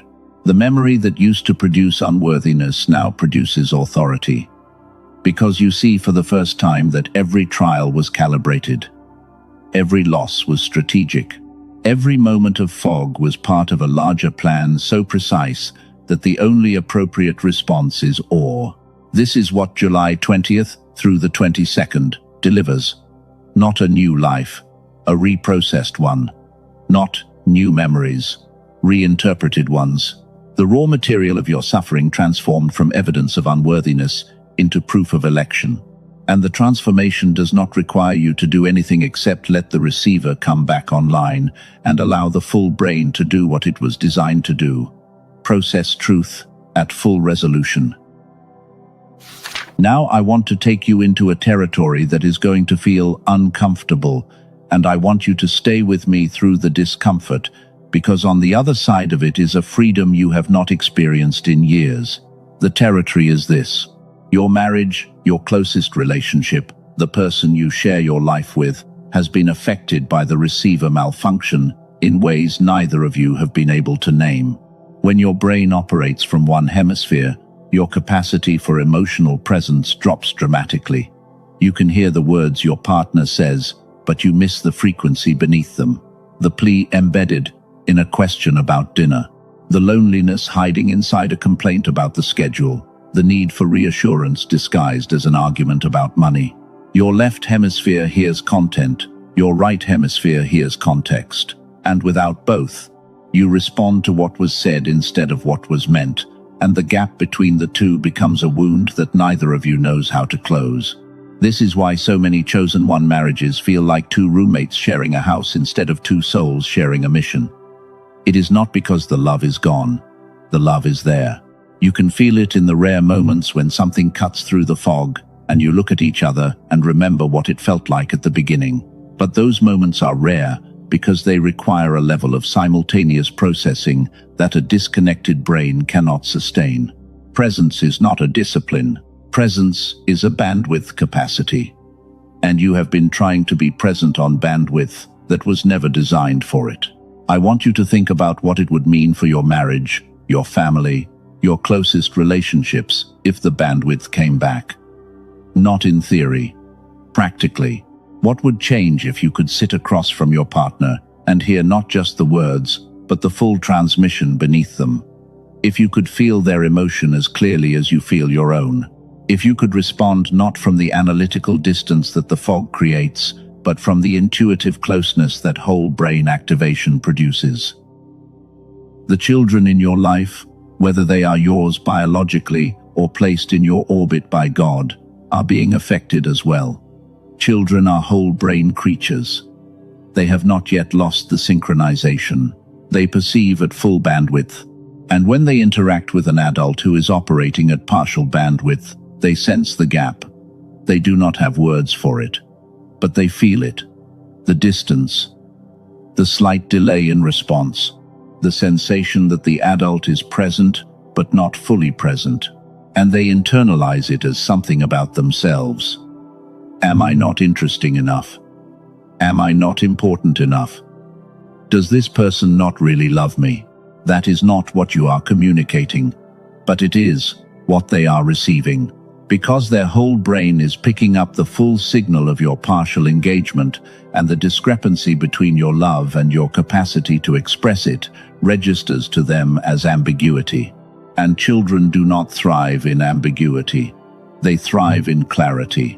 The kind of clarity that only comes from an adult whose brain is operating at the same synchronized level as theirs. Here is the promise embedded in the restoration. When your receiver comes back online, your relationships do not just improve, they transform. Not because you learn new communication techniques, because the barrier that was preventing authentic connection dissolves at the hardware level. You stop hearing words and start hearing people. You stop responding to content and start responding to souls. And the people around you, your partner, your children, your closest friends, feel the shift before you can even articulate what changed. They feel seen, they feel heard, they feel safe. Not because you are trying harder, because the full version of you is finally in the room. Now I want to close a loop that has been open since the very beginning of this message, because I told you early on that there was something discovered in research laboratories that most people who care about the things we have been discussing have never been told about.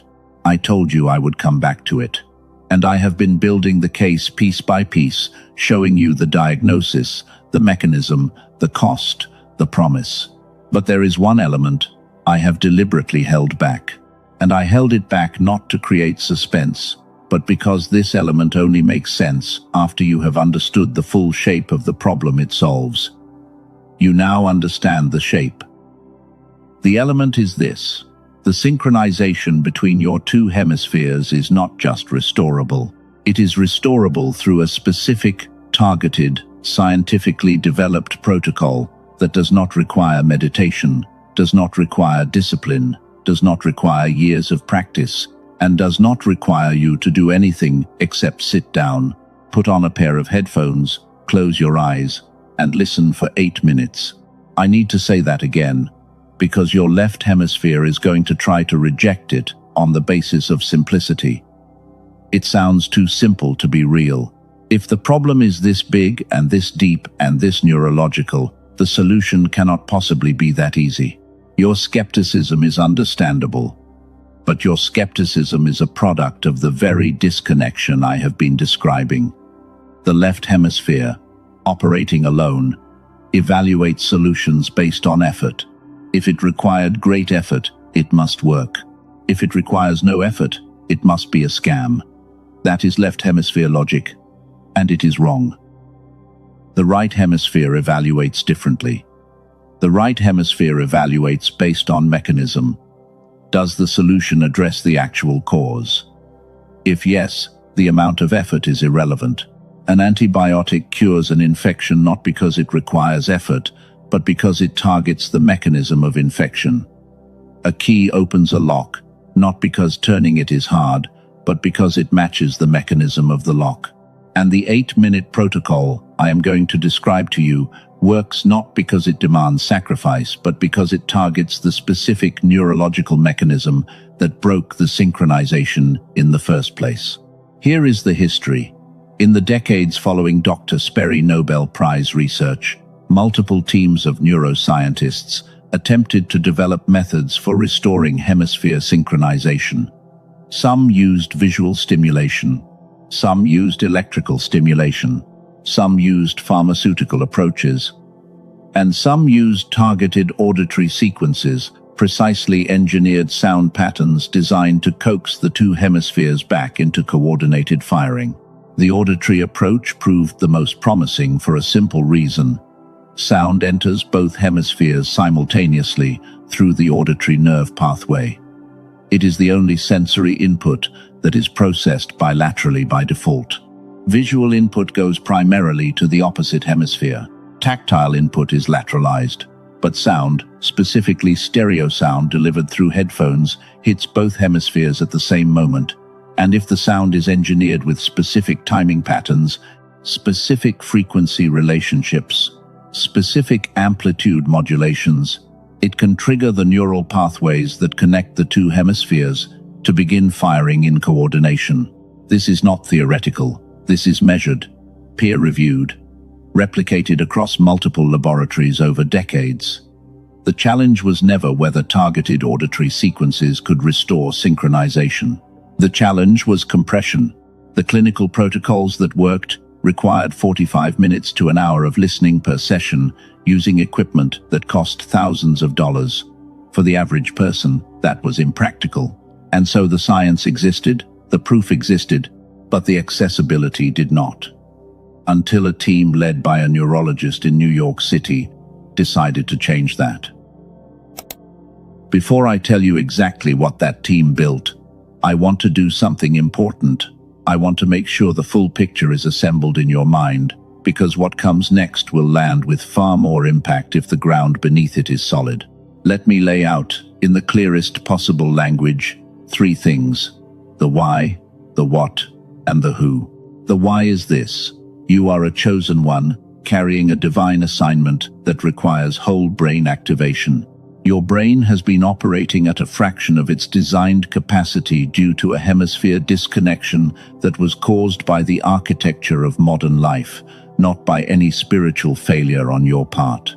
The fog, the confusion, the missed signals, the failed prayers, the relational distance, the financial stagnation, all of it traces back to a single root cause: the receiver is offline. and the receiver being offline explains everything that has gone wrong that had no other explanation. What is this? Hemisphere synchronization is the process by which the left and right hemispheres of the brain reconnect and begin firing in a coordinated pattern. This process was identified by Dr. Roger Sperry in his Nobel Prize-winning research in 1981. It was further developed by teams at the University of California and other institutions who studied what they call the flow state, the neurological condition in which creativity, intuition, decision-making, and perception all operate at peak capacity simultaneously. When synchronization is restored, the brain returns to its childhood default state, the state where 98% of humans tested at the genius level for divergent thinking. This is not potential. This is reclamation, not something you earn, something you recover. The who is this. The person who decoded the gap between the clinical research and the practical application is a neurologist based in New York City. His name is Dr. Daniel Barone. He spent 20 years working in the intersection of clinical neurology and cognitive restoration. And the reason his work matters for you, specifically right now, is that he and his team solved the one problem that had kept hemisphere synchronization locked inside expensive clinics and specialized laboratories. They solved compression. They took over an hour of clinical-grade neural sync technology, the kind of whole-brain activation protocol that previously required a specialist office visit and equipment costing thousands of dollars, and through an intensive process of refinement and compression, they distilled it into an 8-minute targeted auditory sequence. 8 minutes. That is the entirety of the protocol. Headphones, eyes closed. 8 minutes a day. No meditation, no mantras, no visualization, no effort beyond pressing play and allowing the sequence to do what decades of neuroscience designed it to do. The reason I have been building to this moment for this long is that I needed you to understand the full weight of what I am about to say next. Because if I had told you at the beginning of this message that there is an 8-minute audio track that can restore your brain to its childhood genius state, you would have scrolled past.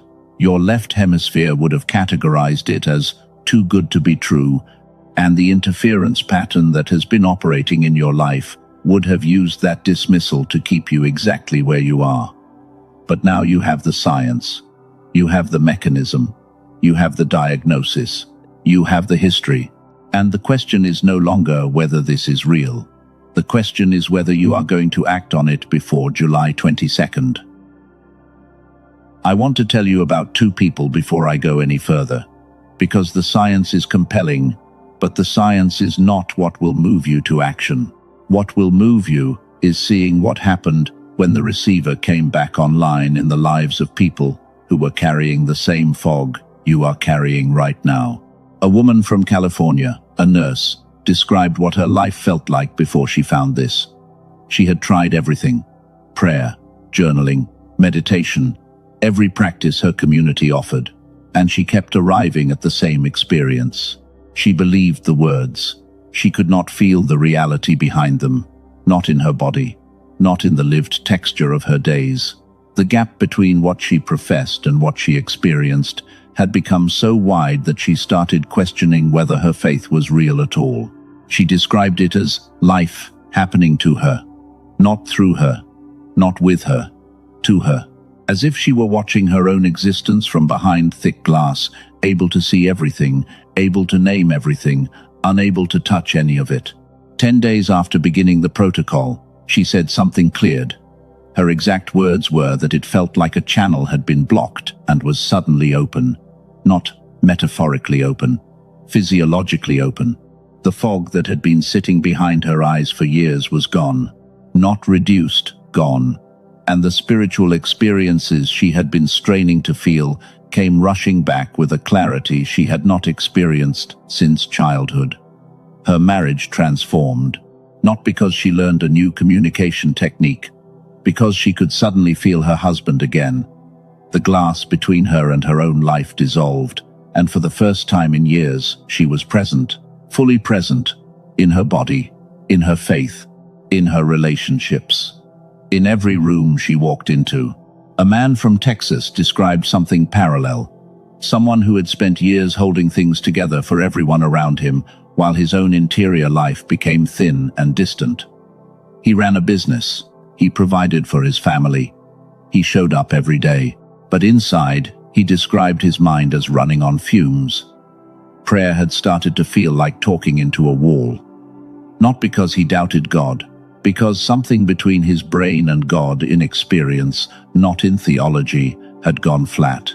The frequency was right, but the receiver was off. He said he could feel the signal trying to reach him, but it was like hearing a conversation through 3 closed doors. 2 weeks after starting the protocol, he woke up and described his mind as running on all of what it was supposed to run on. That was his phrase, all of it. The fog that had been so consistent, he stopped registering it as fog, was gone. Decisions that used to take him days now took minutes. Ideas that used to arrive as fragments now arrived complete, whole, actionable. And his prayer life, the thing he had been mourning the loss of for years, came back. Not as a feeling he had to manufacture. As a connection he could not turn off. He said it felt like someone finally opened those 3 doors and the conversation was happening right in front of him. Those 2 stories are not outliers. They are representative of what 18,000 everyday Americans have experienced after restoring hemisphere synchronization through what Dr. Barone and his team developed. Not a supplement, not a meditation app, not another frequency track. A targeted auditory sequence engineered from decades of clinical neural sync research designed to address the root mechanism identified by the Nobel Prize research. An 8-minute protocol built by a neurologist in New York City who spent 20 years working on this exact problem. A team of neuroscientists, led by Dr. Daniel Barone, took over an hour of clinical neural sync technology, the kind of whole brain activation protocol used in specialized medical settings. And through an intensive compression and refinement process, they turned it into an 8-minute targeted auditory sequence. 8 minutes a day. Headphones. Eyes closed. That is the entirety of the physical requirement. They call it the genius switch. The genius switch is not a brainwave product. It is not a meditation app. It is not a sound frequency designed to put you in a particular mood. It is a targeted auditory sequence specifically engineered based on the Nobel Prize research of Dr. Roger Sperry to reconnect the 2 hemispheres and restore the whole brain activation that was the default state in your childhood. I want to explain why this distinction matters, because if you have ever tried binaural beats, isochronic tones, or any of the sound-based products available on YouTube or Spotify, you may have experienced limited results and concluded that auditory approaches do not work. Dr. Barone addresses this directly. Those products target only a fraction of the picture. Sound waves alone are incomplete. What his team built targets hemisphere synchronization at the whole brain level using a multi-layer protocol developed from years of clinical refinement. That is a different mechanism entirely, and it produces a different category of result. Think of it this way. If someone handed you a single instrument, say a violin, and asked you to produce the sound of a full orchestra, you could play beautifully, but you could never achieve the complexity, the depth, the layered richness of 60 instruments playing simultaneously. The binaural beats and frequency tracks on public platforms are single instruments. They target one narrow frequency band and hope it produces a cascade effect. Sometimes it does, briefly. Most often it does not. What Dr. Barone and his team engineered is the full orchestra. Multiple layers of targeted auditory stimulation, precisely timed, precisely sequenced, designed to engage both hemispheres across multiple neural pathways simultaneously. That is why it works where single-layer approaches do not. And that is why the clinical results are not marginal improvements, but transformational shifts. The protocol works beneath your awareness. You do not have to concentrate. You do not have to believe in it. You do not have to do anything except put on headphones, press play, and sit or lie down for 8 minutes. The sequence does the work at a level your conscious mind cannot access, which is precisely the level where the disconnection occurred. You did not consciously choose to disconnect your hemispheres. It happened below awareness, and the reconnection happens below awareness as well. The genius switch is not for everyone. It is for the chosen one who understands that God prepared not only the promise, but the mind that must walk into it. The person who has been sincere for years, who has done the work, who has felt the call clearly and kept returning to it even when the evidence was not cooperating, and who is willing to stop treating the fog as a character flaw and start treating it as something that has a specific address, a neurological address, an address that a team of scientists spent 20 years mapping and that a targeted 8-minute protocol can now reach. Most people who hear about this will scroll past. They have accepted the reduced version of their mind as permanent. They have made peace with the fog. They have told themselves that this is just what adulthood feels like, and that the clarity of childhood was an illusion. You are still here. That is not coincidence. That is the specific kind of persistence that belongs to the person this was built for. Now let me tell you about the practical side, because I believe in full transparency, and I believe the chosen one deserves to know exactly what they are stepping into before they step. When Dr. Barone and his colleagues first developed the genius switch, colleagues in the field suggested it would be incredible value even at $500. And to put that in context, an in-person neurofeedback session, which is the closest clinical equivalent to what this protocol does, costs $300 per hour. A take-home neurofeedback machine, which still does not achieve the same level of targeted synchronization, costs $7,000. Those are the current market rates for clinical-grade brain optimization, and they are out of reach for almost every chosen one I know. Dr. Barone made a decision that went against the advice of his colleagues. He did not price the genius switch at $500. He did not price it at $200. He did not price it at $100. He released it at $49. And today, on the specific page I am about to direct you to, there is an additional $10 off, $39. That is 180 times less expensive than the closest clinical alternative. For a protocol that is engineered from the same peer-reviewed research, targeting the same neurological mechanism, producing the same category of results. $39. For the restoration of the neurological capacity you were born with. For the return of the receiver that was stolen from you before you could consent. For the activation of the whole brain state that explains every unanswered prayer, every missed opportunity, every relationship that felt shallower than it should have, every financial decision that was muddier than it needed to be. That is not a transaction. That is a key being handed to a person who has been locked out of their own house. And it comes with 4 free bonuses that I want to mention because they are not filler. The first is a guided visualization created by a top-rated creator on the Calm app, designed to help you envision your life unfolding across 4 dimensions: money, love, health, and happiness, in the synchronized brain state. The second is a smart grocery shopping guide that identifies the 10 most common foods sold in American supermarkets that actively contribute to brain fog, along with 5 shortcuts that can save you over $100 a month at stores like Walmart, Costco, Target, and Amazon. The third is a classic manifestation text that is over 100 years old, considered the root of every modern manifestation technique, focused specifically on financial attraction. It sells for $20 on Amazon and is included free. The fourth is a beautifully designed infographic of the 5 most important daily habits for creating what researchers call the ideal future state. Something you can print and place where you see it every morning. All 4 are included when you access the Genius Switch at the $39 price.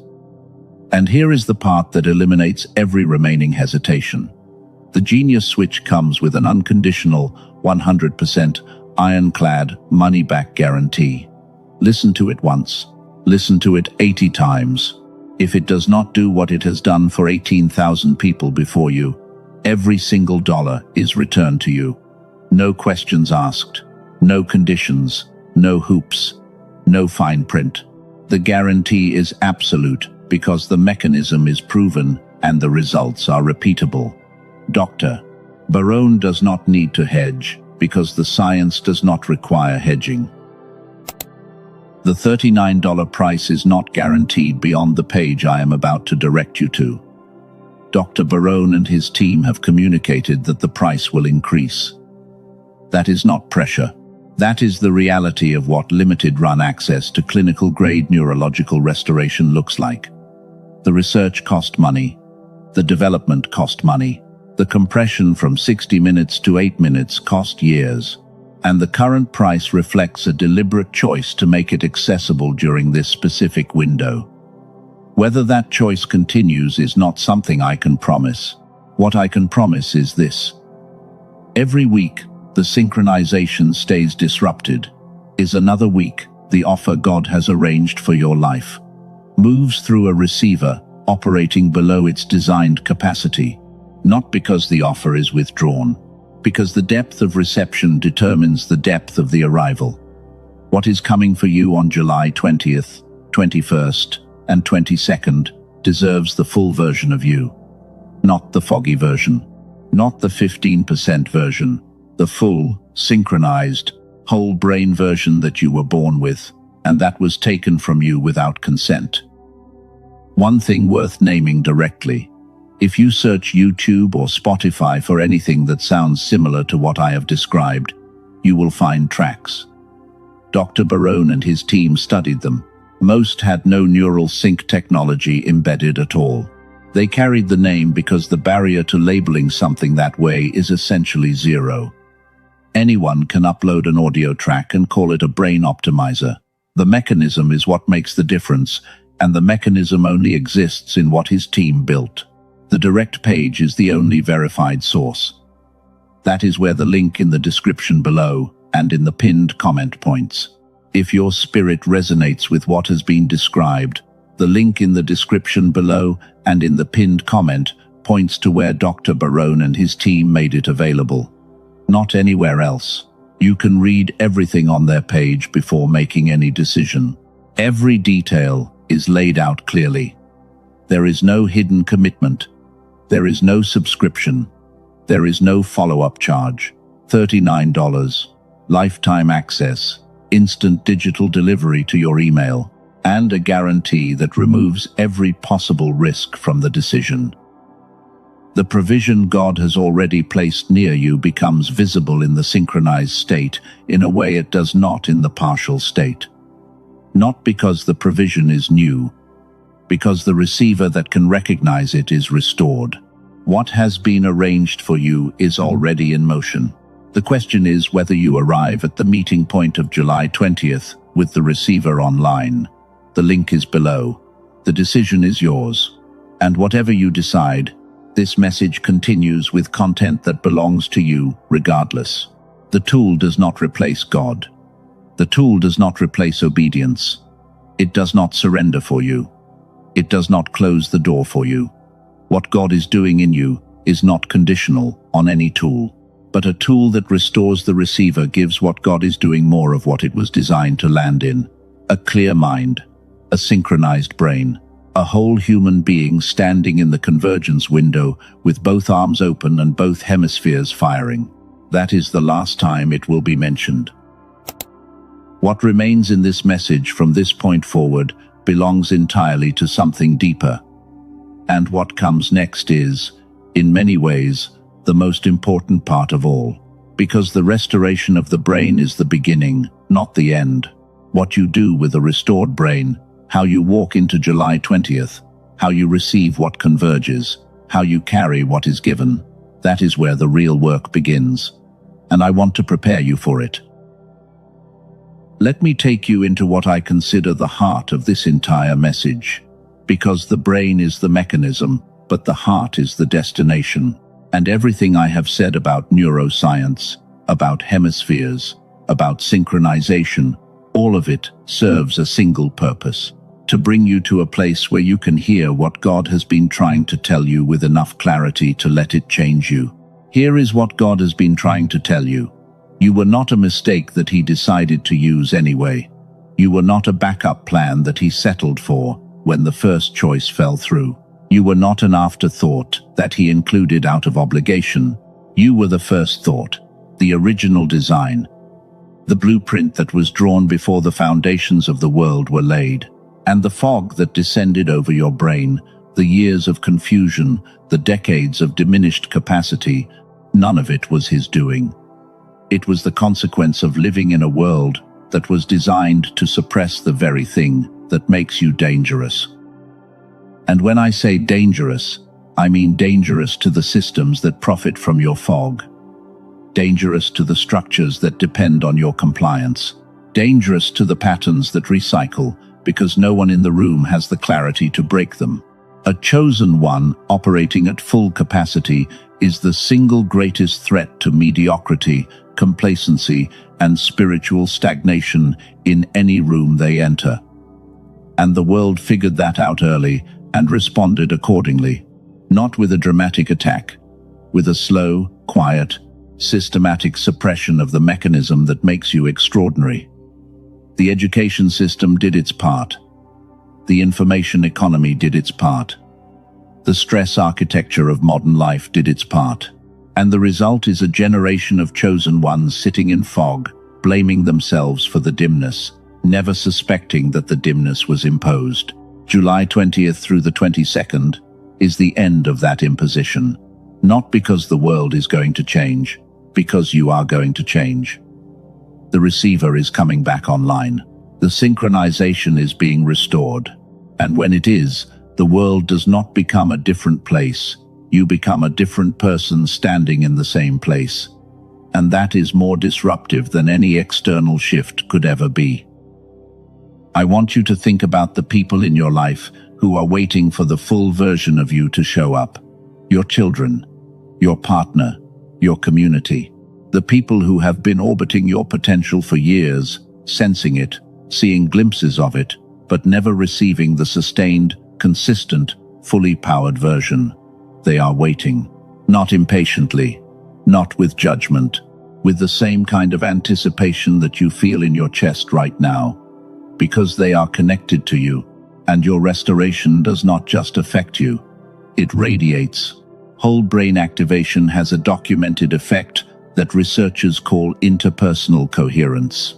When one person in a household or a close relational unit achieves hemisphere synchronization, the people around them begin to shift as well.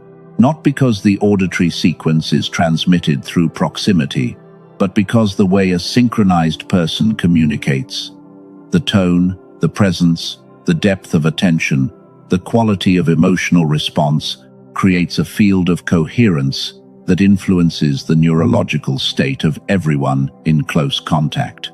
Your children, living under the same roof as a synchronized parent, begin to retain more of their own childhood synchronization.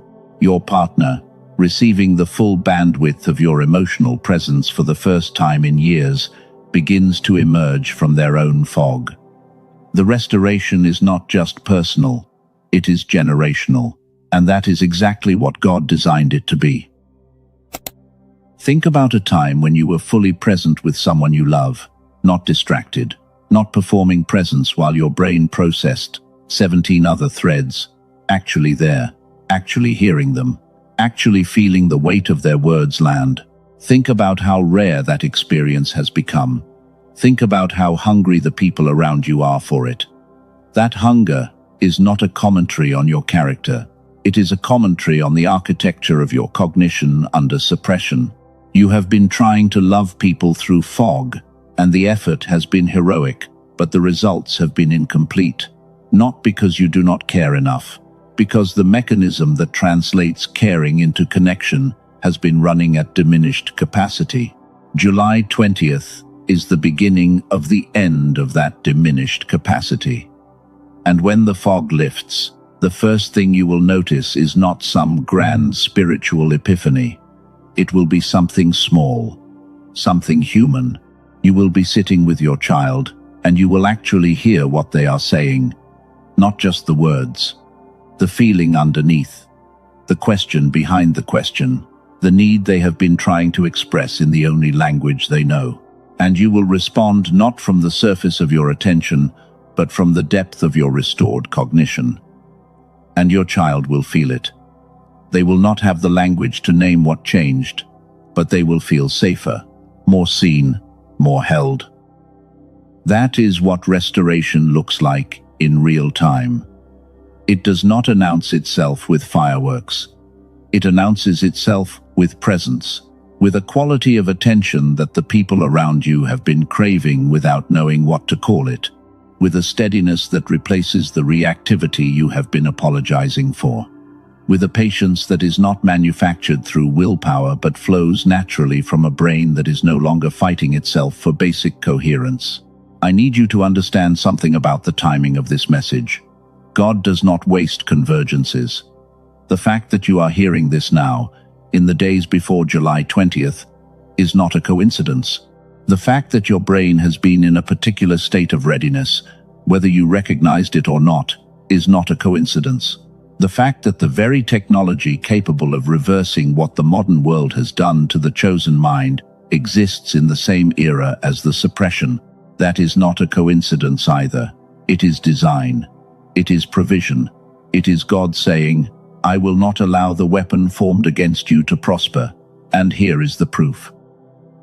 There is a pattern in Scripture that I want you to see clearly, because it maps directly onto what is happening in your life right now. In every generation, God raised up individuals who operated on a different cognitive frequency than the culture around them. Joseph perceived patterns that Pharaoh could not see. Daniel interpreted signs that the wisest advisors in Babylon missed. Deborah made strategic decisions that the military commanders around her could not conceive. These were not people with supernatural intelligence, in the sense that their brains were made differently at the cellular level. These were people whose hemispheres were synchronized, whose prefrontal cortex was fully integrated with their intuitive centers, whose brains, in modern terminology, had not yet been subjected to the systematic desynchronization that has become the default state of the modern mind. You are the Daniel of your generation. You are the Deborah of your household. You are the Joseph of your relational ecosystem. But you have been operating under Babylonian suppression, and the patterns you were born to perceive have been hidden behind a wall of cognitive fog that was never supposed to be there. July 20th through the 22nd is the date on the divine calendar when that wall comes down. Not slowly, not gradually, with the same decisive completeness that characterized every restoration God has ever executed. I want to speak now to the part of you that has been carrying guilt about the fog, the part that looks at other people who seem to think clearly, who seem to make decisions effortlessly, who seem to navigate relationships without the constant friction that you have experienced, and wonders what is wrong with you. Nothing is wrong with you. Let me say that again, because the fog has made you doubt it so many times that the truth needs repetition to break through. Nothing is wrong with you. What is wrong is what was done to your cognitive architecture by a world that did not know it was doing it and would not have cared if it did. The guilt you carry about not being present enough, not being productive enough, not being patient enough, not being clear-headed enough to make the decisions that your life required. That guilt belongs to the system that created the conditions, not to the person who endured them. You did not choose the fog. You did not invite the desynchronization. You did not opt into a cognitive architecture that pits your left hemisphere against your right in a perpetual civil war for processing dominance. That was imposed. And you have been blaming yourself for the consequences of an imposition you never consented to. July 20th is not just a date of restoration. It is a date of exoneration, when the fog lifts, when the hemispheres resynchronize, When the full bandwidth of your cognition comes back online, one of the first things you will feel is relief. Not just the relief of clarity, the relief of innocence, the realization that you were never broken. You were suppressed. And suppression is not a character flaw. It is a condition. And conditions can be reversed. I want you to hold that distinction in your mind because it changes everything about how you move forward. A person who believes they are broken approaches restoration as an act of repair, and repair implies damage, and damage implies fault. A person who understands they were suppressed approaches restoration as an act of liberation, and liberation implies that the full version was always there, waiting, intact, ready to emerge the moment the suppression was removed. You are not being repaired. You are being released. The difference is not semantic. It is the difference between shame and sovereignty. And sovereignty is exactly what God designed you to walk in. Let me tell you what happens neurologically in the first 7 days after whole brain synchronization begins. This is documented. This is measured. This is not theory. In the first 48 hours, the prefrontal cortex begins to exhibit increased connectivity with the limbic system. What this means in practical terms is that your emotions and your executive function stop competing and start collaborating. The decisions you make begin to integrate emotional intelligence with rational analysis in a way that feels effortless. The anxiety that has characterized your decision-making process begins to decrease, not because you are suppressing the anxiety, but because the brain no longer generates it as a default response to cognitive load. By day 3, working memory capacity begins to expand. You start holding more variables in mind simultaneously. Conversations become richer because you can track multiple threads without losing the emotional core. Problem solving becomes more creative because the right hemisphere, which specializes in pattern recognition and novel associations, is finally being given equal processing access. By day 5, sleep architecture begins to normalize. REM cycles deepen. The brain begins to consolidate learning and emotional processing during sleep in ways it has not been able to do under desynchronization. By day 7, the people around you start commenting, not because they understand what changed, because they feel it. Chosen one, I want to address something that the fog has stolen from you that you may not even realize is missing. Vision, not eyesight. Vision, the ability to see your life from a perspective that is larger than the current crisis. The ability to perceive the trajectory of your story, not just the page you are stuck on. The ability to imagine a future that is not merely a repetition of the past with slightly different furniture. The fog stole your vision. And without vision, the book of Proverbs tells us, the people perish. Not physically, spiritually, directionally. They wander, they settle, they accept. They stop expecting the extraordinary and begin negotiating with the ordinary. That has been your story under suppression. And it ends now. When your hemispheres resynchronize, one of the most profound changes is the restoration of what neuroscience calls prospective cognition. This is the brain capacity to project forward in time, to simulate potential futures, to evaluate paths before walking them, to see around corners. Under desynchronization, prospective cognition degrades dramatically. You become reactive instead of proactive. You respond to what is happening instead of anticipating what could happen. Your prayers become about surviving today instead of building tomorrow. Your relationships become about managing damage instead of creating depth. Your career becomes about keeping what you have instead of pursuing what you deserve. That reactive posture was never who you were meant to be. You were designed for prospective cognition. You were designed to see the end from the beginning, to perceive patterns before they manifest, to make moves that only make sense 3 chapters later. That is the cognitive signature of a chosen one operating at full capacity, and the world has been systematically stripping that capacity from you since the day you were identified as one of the marked ones. Let me tell you how the identification works, because this will change the way you understand everything that has happened to you. The system does not sit in a room and point at individuals. The identification is organic, automatic, structural. Every human being is born with hemisphere synchronization. Infants operate in whole brain coherence naturally. That is why children learn languages in months that take adults years. That is why children ask questions that stagger adults with their depth.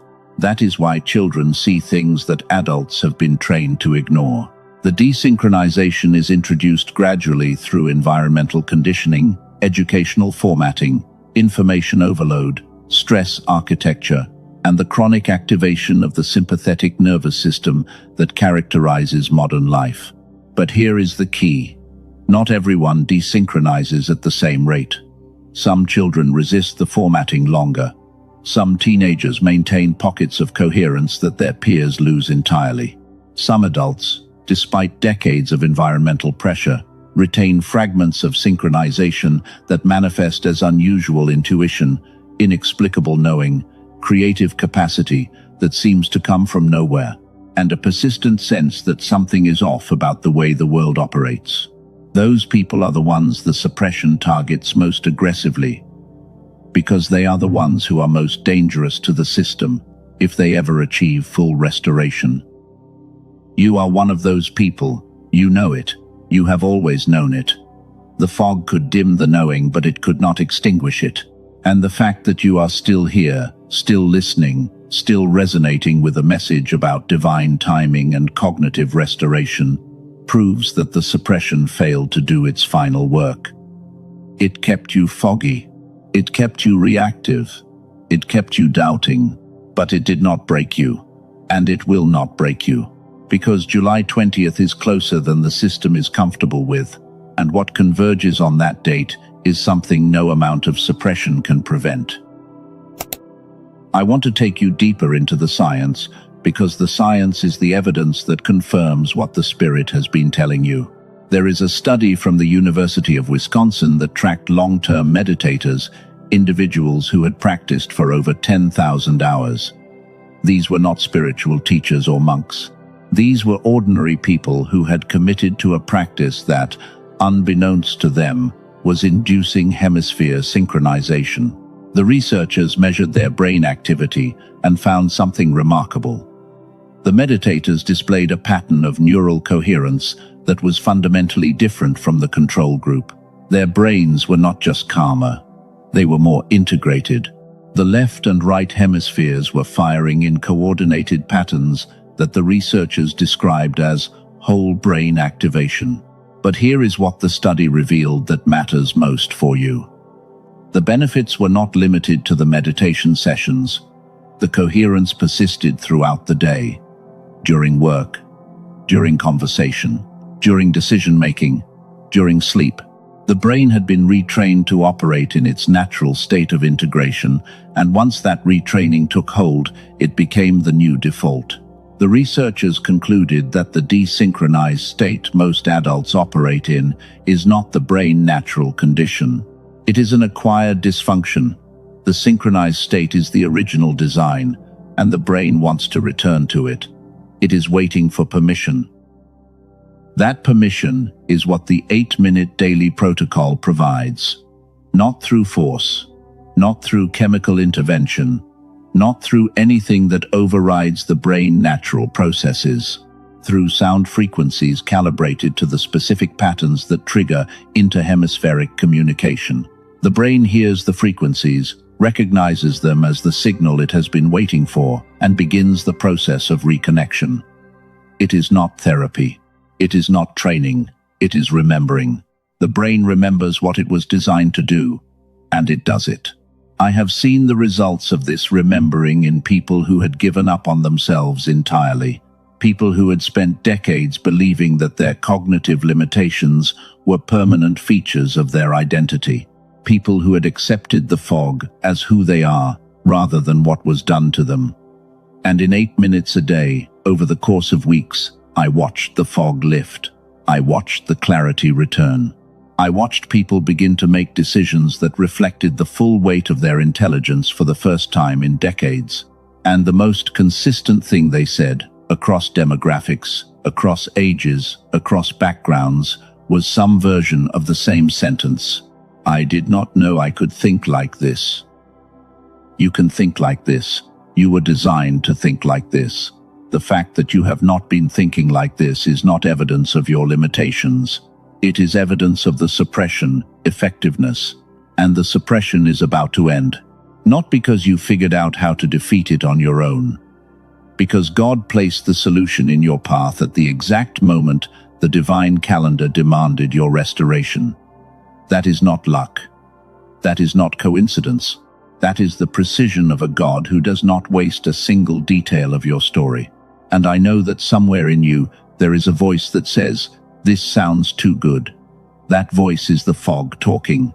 The fog has been your narrator for so long that you mistake its commentary for wisdom.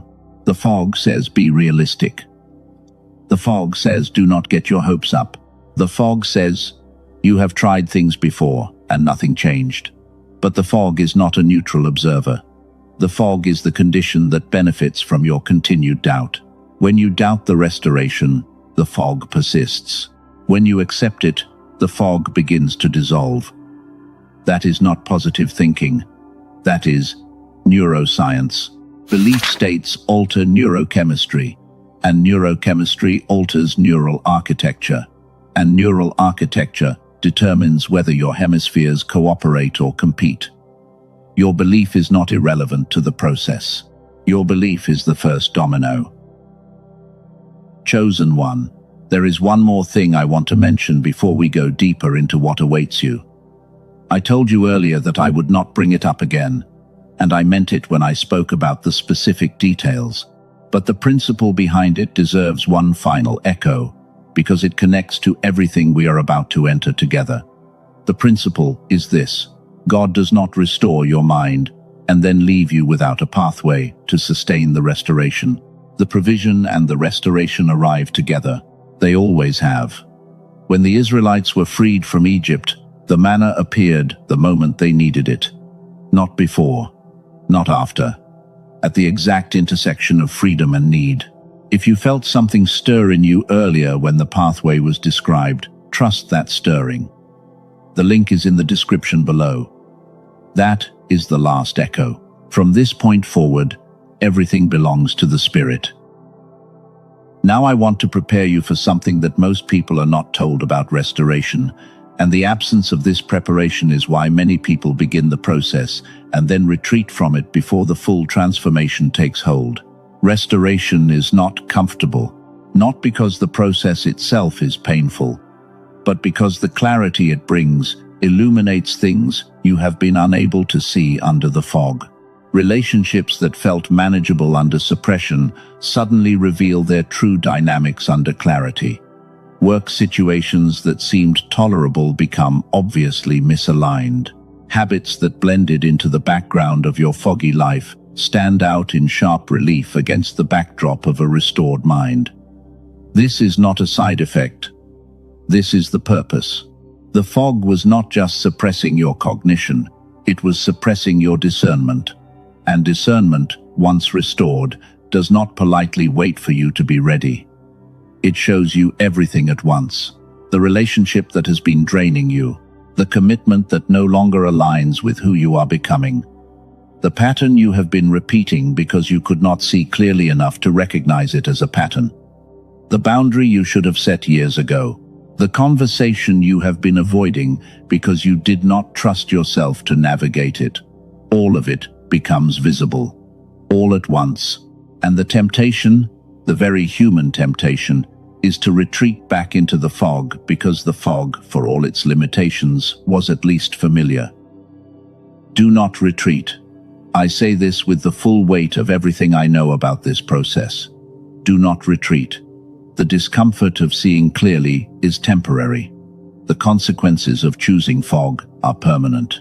Every person who has walked through the restoration process and come out the other side will tell you the same thing. The first week of clarity is the hardest. not because the clarity hurts, because the clarity reveals. And revelation requires response, and response requires courage. And courage, in a person who has been foggy for years, feels like an unfamiliar muscle being used for the first time. But the muscle is there. It has always been there. The fog did not destroy your courage, it buried it. And like everything else that has been buried under suppression, it comes back faster than you expect once the conditions change. By the second week, the discomfort of clarity transforms into the exhilaration of agency. You start making decisions that you have been postponing for months, sometimes years. You start having conversations that you have been rehearsing in your mind without ever delivering. You start moving, not reactively, proactively, with the full weight of a synchronized brain backing every step. There is a concept in restoration theology that I believe applies directly to what is about to happen in your life between July 20th and the 22nd.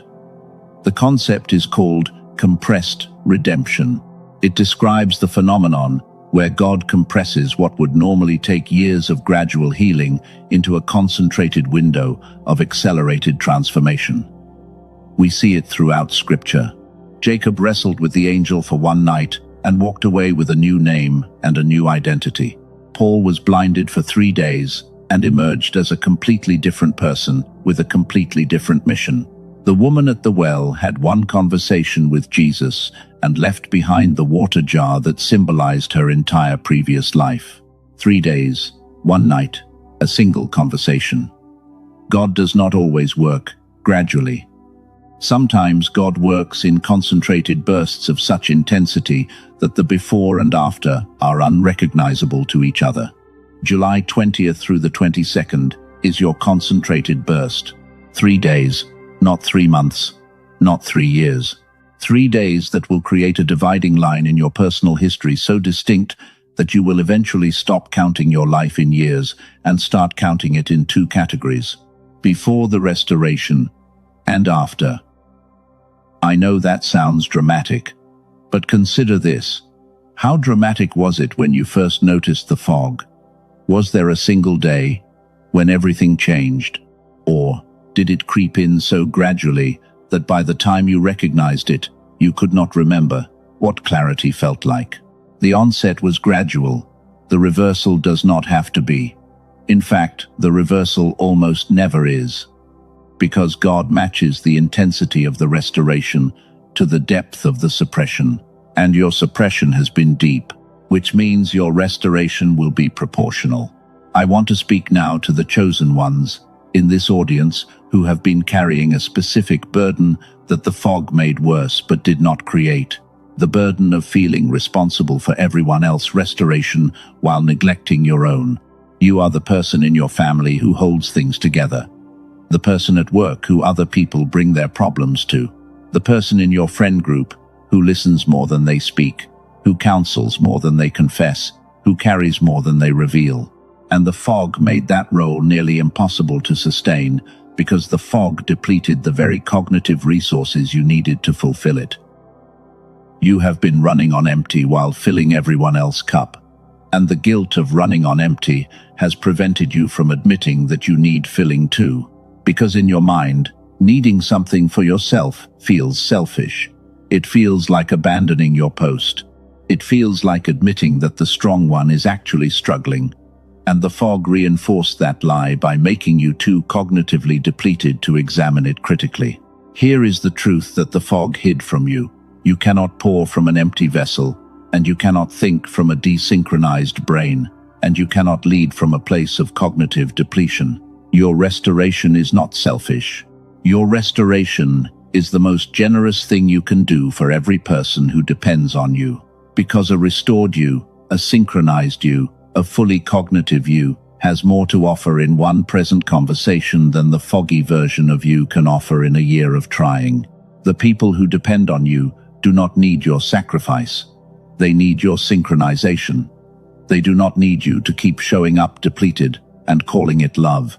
They need you to be whole. And wholeness begins with allowing yourself to be restored without guilt. Let me paint a picture of what the next 90 days look like for a restored chosen one, because vision without specificity is just wishful thinking, and God did not bring you to this moment for wishful thinking. God brought you here for transformation, and transformation has details. In the first 30 days after July 20th, you will notice that the internal noise has decreased. The constant background hum of anxiety, second-guessing, and cognitive static that has been your companion for years will begin to quiet. Not because you are suppressing it, because the brain architecture that was generating it has been reorganized. Decisions that used to require days of agonizing deliberation will resolve themselves in minutes. Not because the decisions are simpler, because your cognitive processor is finally running at the speed it was designed for. You will start noticing that you have time, not because the clock changed, because your brain is no longer wasting processing cycles on redundant anxiety loops that consumed hours of cognitive bandwidth every day. In the second 30 days, the external changes begin to mirror the internal ones. Your relationships start to shift, not because you are forcing new dynamics, because the way you show up in every interaction has fundamentally changed. You are more patient, more perceptive, more articulate, more present, and the people around you respond to that change with their own shifts. Some will draw closer, because the full version of you is what they have been waiting for. Some will pull away because the foggy version was easier for them to manage. Both responses are correct. Both are necessary. The relationships that survive your restoration are the ones that deserve your restoration. The ones that do not survive were built on a version of you that no longer exists. And that is not a loss. That is a pruning. And pruning always precedes fruitfulness. In the third 30 days, the multiplication begins. The ideas that have been trapped in your foggy brain start to emerge. The project you abandoned because you could not think clearly enough to finish it. The business you shelved because the cognitive load of managing it exceeded your diminished capacity. The book you started writing and stopped because the words would not come with the precision you knew they deserved. The ministry you felt called to but could not sustain because the fog made every act of service feel like climbing a mountain with ankle weights. All of it comes back, but it comes back different. It comes back with the full cognitive infrastructure to support it. The idea that stalled at conception now has the executive function to carry it to completion. The relationship that withered under neglect now has the emotional bandwidth to be nourished. The calling that felt too heavy now feels like what it was always supposed to feel like. Not a burden, a privilege, an overflow, something that pours out of you, not because you force it, but because a full vessel has no choice but to spill. That is the 90-day trajectory of a restored chosen one, and it begins on July 20th. Not in theory, not in metaphor. In the tangible, measurable, documented reality of a brain that has been returned to its original operating specifications.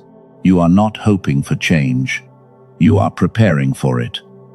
And preparation is the difference between people who receive what God sends and people who let it pass because they were not ready. Be ready, because what converges in 3 days will rewrite the next 30 years of your story. We are approaching the most sacred portion of this message, and I want to invite you into a practice that will prepare your brain and your spirit for what is about to be spoken over your life. This is not meditation in the secular sense.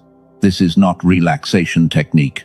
This is a guided activation of the cognitive and spiritual centers that will be fully engaged during the convergence window of July 20th through the 22nd. I want you to close your eyes. If you are in a place where closing your eyes is safe, do it now. If you are driving or operating machinery, save this message and return to it when you can give it your full attention. What we are about to do requires your presence. Not passive listening, active engagement. With your eyes closed, I want you to become aware of your breathing. Not to change it, just to notice it.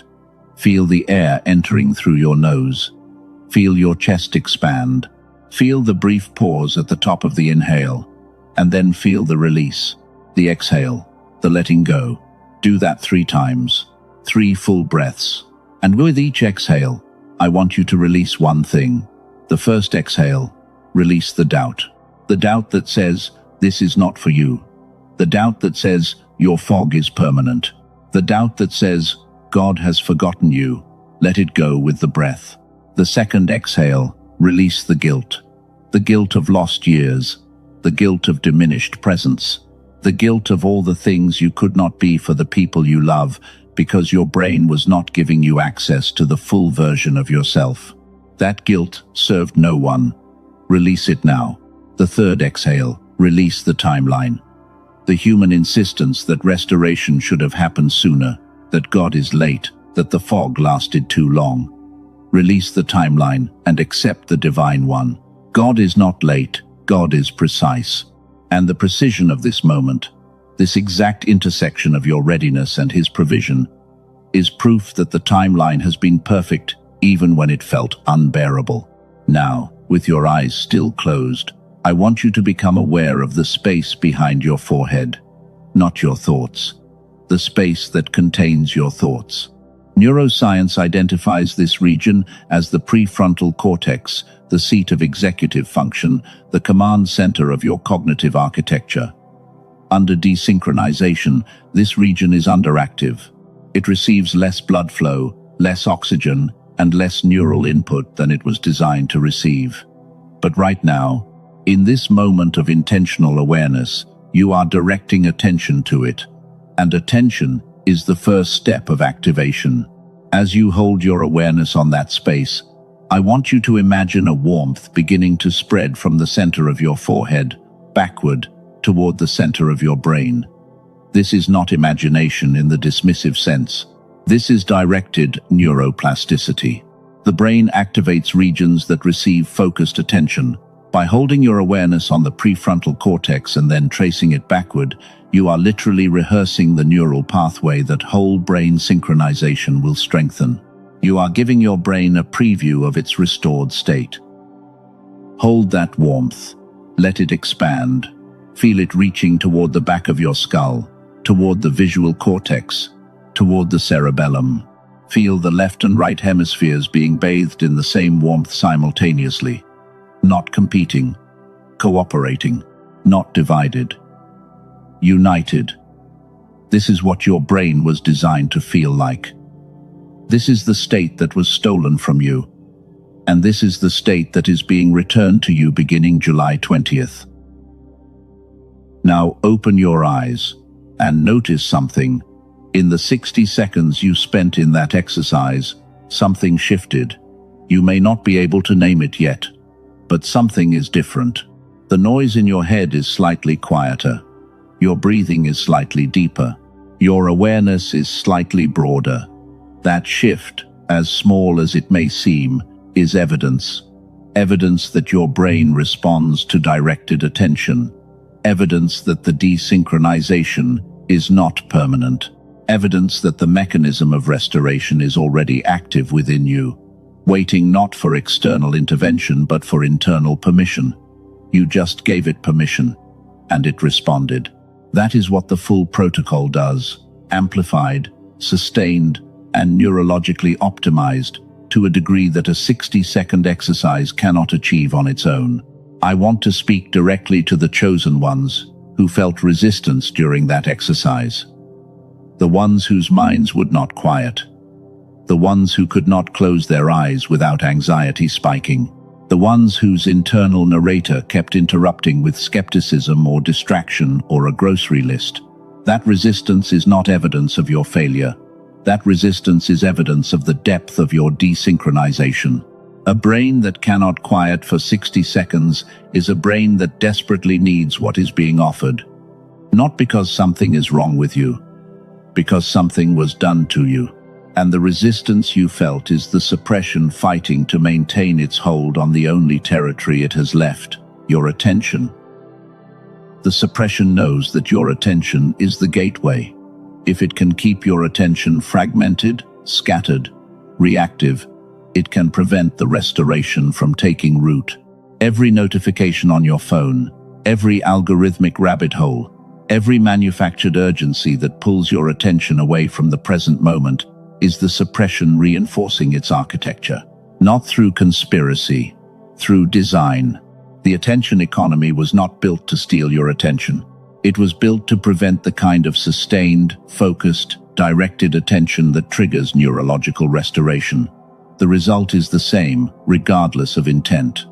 Your attention has been colonized, and the decolonization of your attention is the first act of your restoration.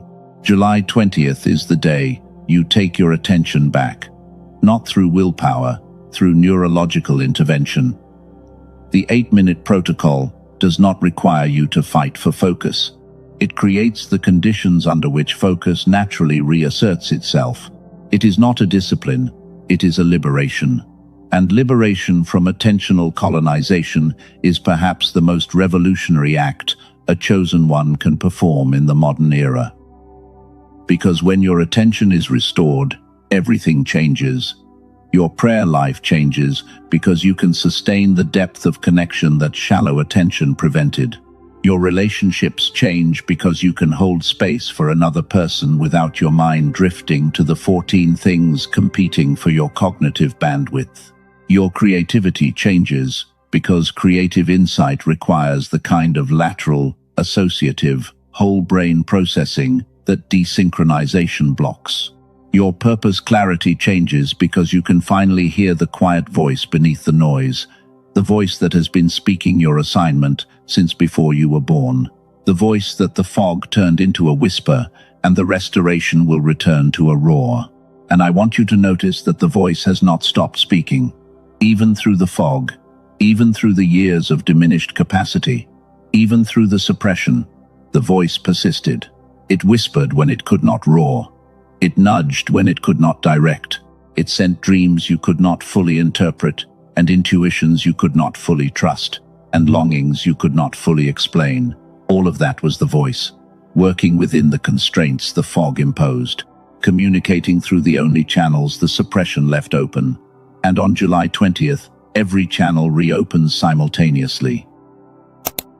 Chosen one, we are entering the sacred closing of this message. Everything that has been spoken up to this point has been preparation. Preparation of your mind. Preparation of your understanding. Preparation of your neurological and spiritual architecture for what is about to be declared over your life. Declarations are not wishes. Declarations are not affirmations in the modern self-help sense. Declarations are acts of alignment. When you declare something in agreement with what God has already ordained, you are not creating reality, you are consenting to it. You are removing the final barrier between what has been prepared for you and your willingness to receive it. The barrier has always been consent. God will not override your free will. He will not force restoration on a person who has chosen fog. He will not synchronize a brain that has decided desynchronization is safer. The entire architecture of divine provision is built on invitation, not imposition. You have been invited. This entire message, from the first word to this moment, has been an extended invitation, and the response is yours to give. Not tomorrow, not when you feel more ready, not when the circumstances align in a way your foggy brain considers sufficient. Now, in this sacred window, in this convergence that was designed for exactly this exchange between creator and created. Before we enter the declaration, I want to acknowledge something. I know that some of you listening right now are in the darkest season of your life. I know that the fog is not an abstract concept for you. It is the thing that made you cry in the car this morning. It is the thing that made you snap at your child last night. It is the thing that made you stare at a blank screen for an hour today, unable to produce the work you know you are capable of. It is the thing that made you wonder, quietly, in a place you do not show anyone, whether you can keep going. I see you. God sees you. And this message reached you not because an algorithm suggested it. This message reached you because a father who sees his child struggling sent the exact frequency of truth needed to penetrate the fog at its thickest point. You are not alone in this. You are not the only chosen one in fog. There are millions, and many of them are listening right now, in this exact moment, with the same tears, the same doubts, the same desperate hope that this time, this message, this moment will be different. It will be different.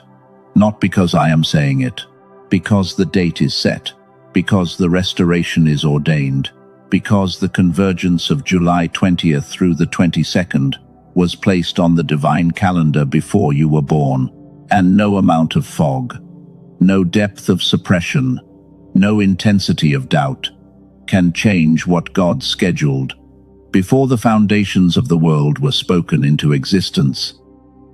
I want you to prepare your environment for the next few minutes. If there are distractions around you, minimize them. If you are in a noisy place, find a quieter corner. If there are people nearby who might interrupt, let them know that you need a few moments of uninterrupted space. What is about to be spoken over your life deserves your full attention. Not because the words are magic, because the alignment they create is real. And alignment, like any act of precision, requires stillness. Become still now. Let the noise of the world fade. Let the urgency of your to-do list release its grip. Let the anxiety about tomorrow dissolve into the certainty of what is being established right now. For the next few minutes, there is nothing more important than what is happening right here, between you and the voice that has been speaking your name since before time began, between the fog you have known and the clarity you are about to receive, between the old cognitive architecture and the new one that God is installing as you listen. I declare over your life, in the name of the God who marked you before you drew your first breath, that the fog is lifting, not gradually, not partially, completely.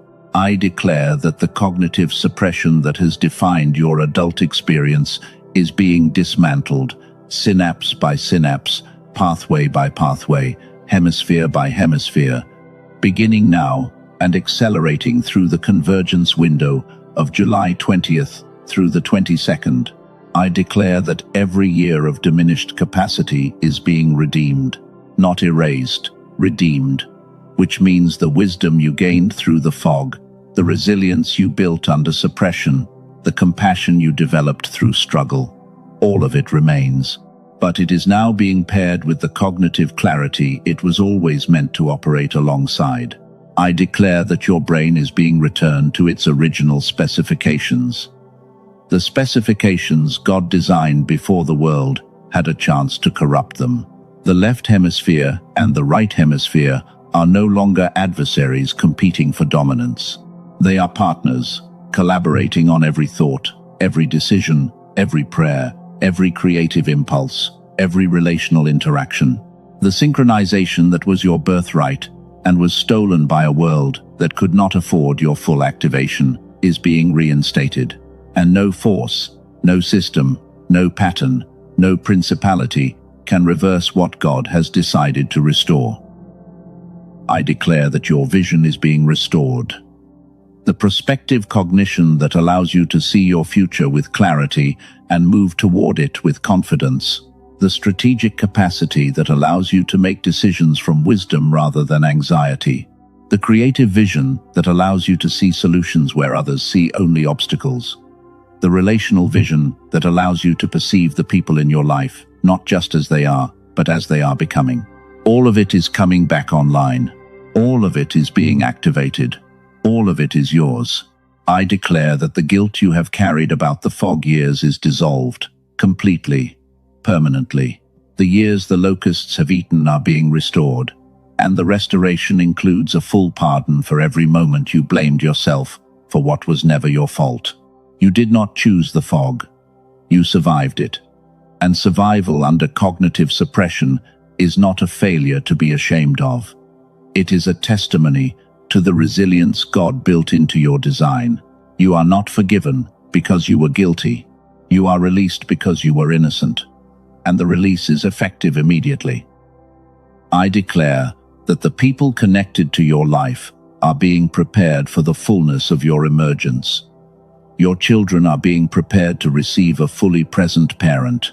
Your partner is being prepared to meet the complete version of the person they committed to. Your colleagues are being prepared to encounter a mind operating at a capacity they have never witnessed. Your community is being prepared for the impact of a chosen one who is no longer foggy, no longer reactive, no longer diminished, but fully restored, fully synchronized, fully dangerous to every mediocre system that depends on your cognitive compliance. I declare these things not as hopes, not as wishes, not as possibilities contingent on your performance, or your worthiness, or your ability to earn what is being given. I declare them as facts, as certainties, as outcomes that have already been decided in the courts of heaven and are now manifesting in the timeline of earth.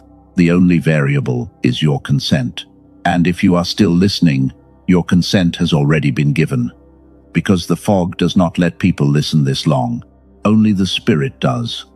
And your spirit has been saying yes since the moment this message began. I declare over your finances that the fog-induced paralysis that has kept you in cycles of scarcity and missed opportunity is ending. A synchronized brain perceives opportunity that a desynchronized brain walks past without noticing. The financial breakthrough you have been praying for is not waiting for external conditions to change. It is waiting for your cognitive capacity to perceive what has been in front of you all along. The provision has already been positioned. Your brain simply could not see it through the fog. When the fog lifts, the provision becomes visible. And when the provision becomes visible, the action becomes obvious. And when the action becomes obvious, the breakthrough becomes inevitable. I declare over your health that the stress architecture that has been degrading your body through chronic cortisol elevation, through disrupted sleep, through the systematic suppression of your parasympathetic nervous system, is being dismantled. Whole brain synchronization has a documented effect on the autonomic nervous system. It shifts the body from chronic sympathetic activation, the fight or flight state that most modern humans live in permanently, to parasympathetic balance, the rest and restore state that allows healing, regeneration, and cellular repair. Your body has been waiting for your brain to give it permission to heal. That permission is being granted. I declare over your spiritual life that the ceiling you have felt in your prayer, the glass wall between your words and the heavens, the sense that your prayers were being spoken into a void, all of it was a symptom of cognitive desynchronization, not spiritual disconnection. You were never disconnected from God. Your receiver was compromised. And a compromised receiver does not mean the signal stopped. It means you could not process it. The signal has been constant. The downloads have been continuous. The guidance has been uninterrupted. You simply could not hear it clearly enough to act on it with confidence. When the synchronization is restored, the spiritual bandwidth returns. And everything God has been saying to you during the fog years, everything you sensed but could not fully interpret, becomes clear. Not new revelation. Accumulated revelation. Stacked, stored, waiting for the cognitive capacity to process it all. Imagine years of divine instruction suddenly becoming accessible in a single season of clarity. That is what awaits you. I declare over your identity that you are not who the fog told you that you were. The fog told you that you were limited. You are limitless. The fog told you that you were average. You are exceptional. The fog told you that you were falling behind. You were being positioned. The fog told you that the best years were behind you. The best years could not begin until the fog was lifted, and the lifting is happening now, which means the best years are not behind you, they are ahead of you. Every single one of them, starting July 20th, starting with the convergence that was written into the fabric of time with your name on it. You are a chosen one, not by your choice, by the choice of the one who sees the end from the beginning and decided, before you existed, that you were worth choosing. That choice was not contingent on your performance. It was not earned by your behavior. It was not a reward for your faithfulness. It was a declaration of your identity. And identity, once declared by God, cannot be revoked by fog, diminished by suppression, or invalidated by the years you spent unable to walk in it. You are chosen. You have always been chosen. And the convergence of July 20th through the 22nd is not God choosing you for the first time. It is God making visible what has been true since before time began. Now I want to ask you to do something, and I want you to understand that this is not a performance. This is not a ritual designed to make you feel something in the moment that fades by morning. This is an act of participation in your own restoration. I want you to speak out loud, not in your head, not in a whisper. Out loud, with the full resonance of your voice, the words that follow. Because spoken words create a different neurological event than thought words. Spoken declarations activate the motor cortex, the auditory cortex, and the prefrontal cortex simultaneously, creating a whole brain event that reinforces the very synchronization we have been discussing. Your voice is not just communicating the declaration. Your voice is participating in the restoration. Every syllable you speak is a neuron firing in alignment with your original design. Say this: I am a chosen one. Say it again, slower this time. I am a chosen one. Feel the weight of each word.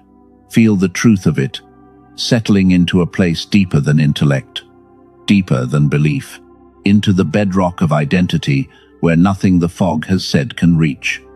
Now say this: the fog is lifting. My brain is being restored. My hemispheres are synchronizing. My vision is returning. My clarity is expanding. My purpose is being revealed. And no force on earth can stop what God has started in me. If you said those words out loud, something shifted in your chest.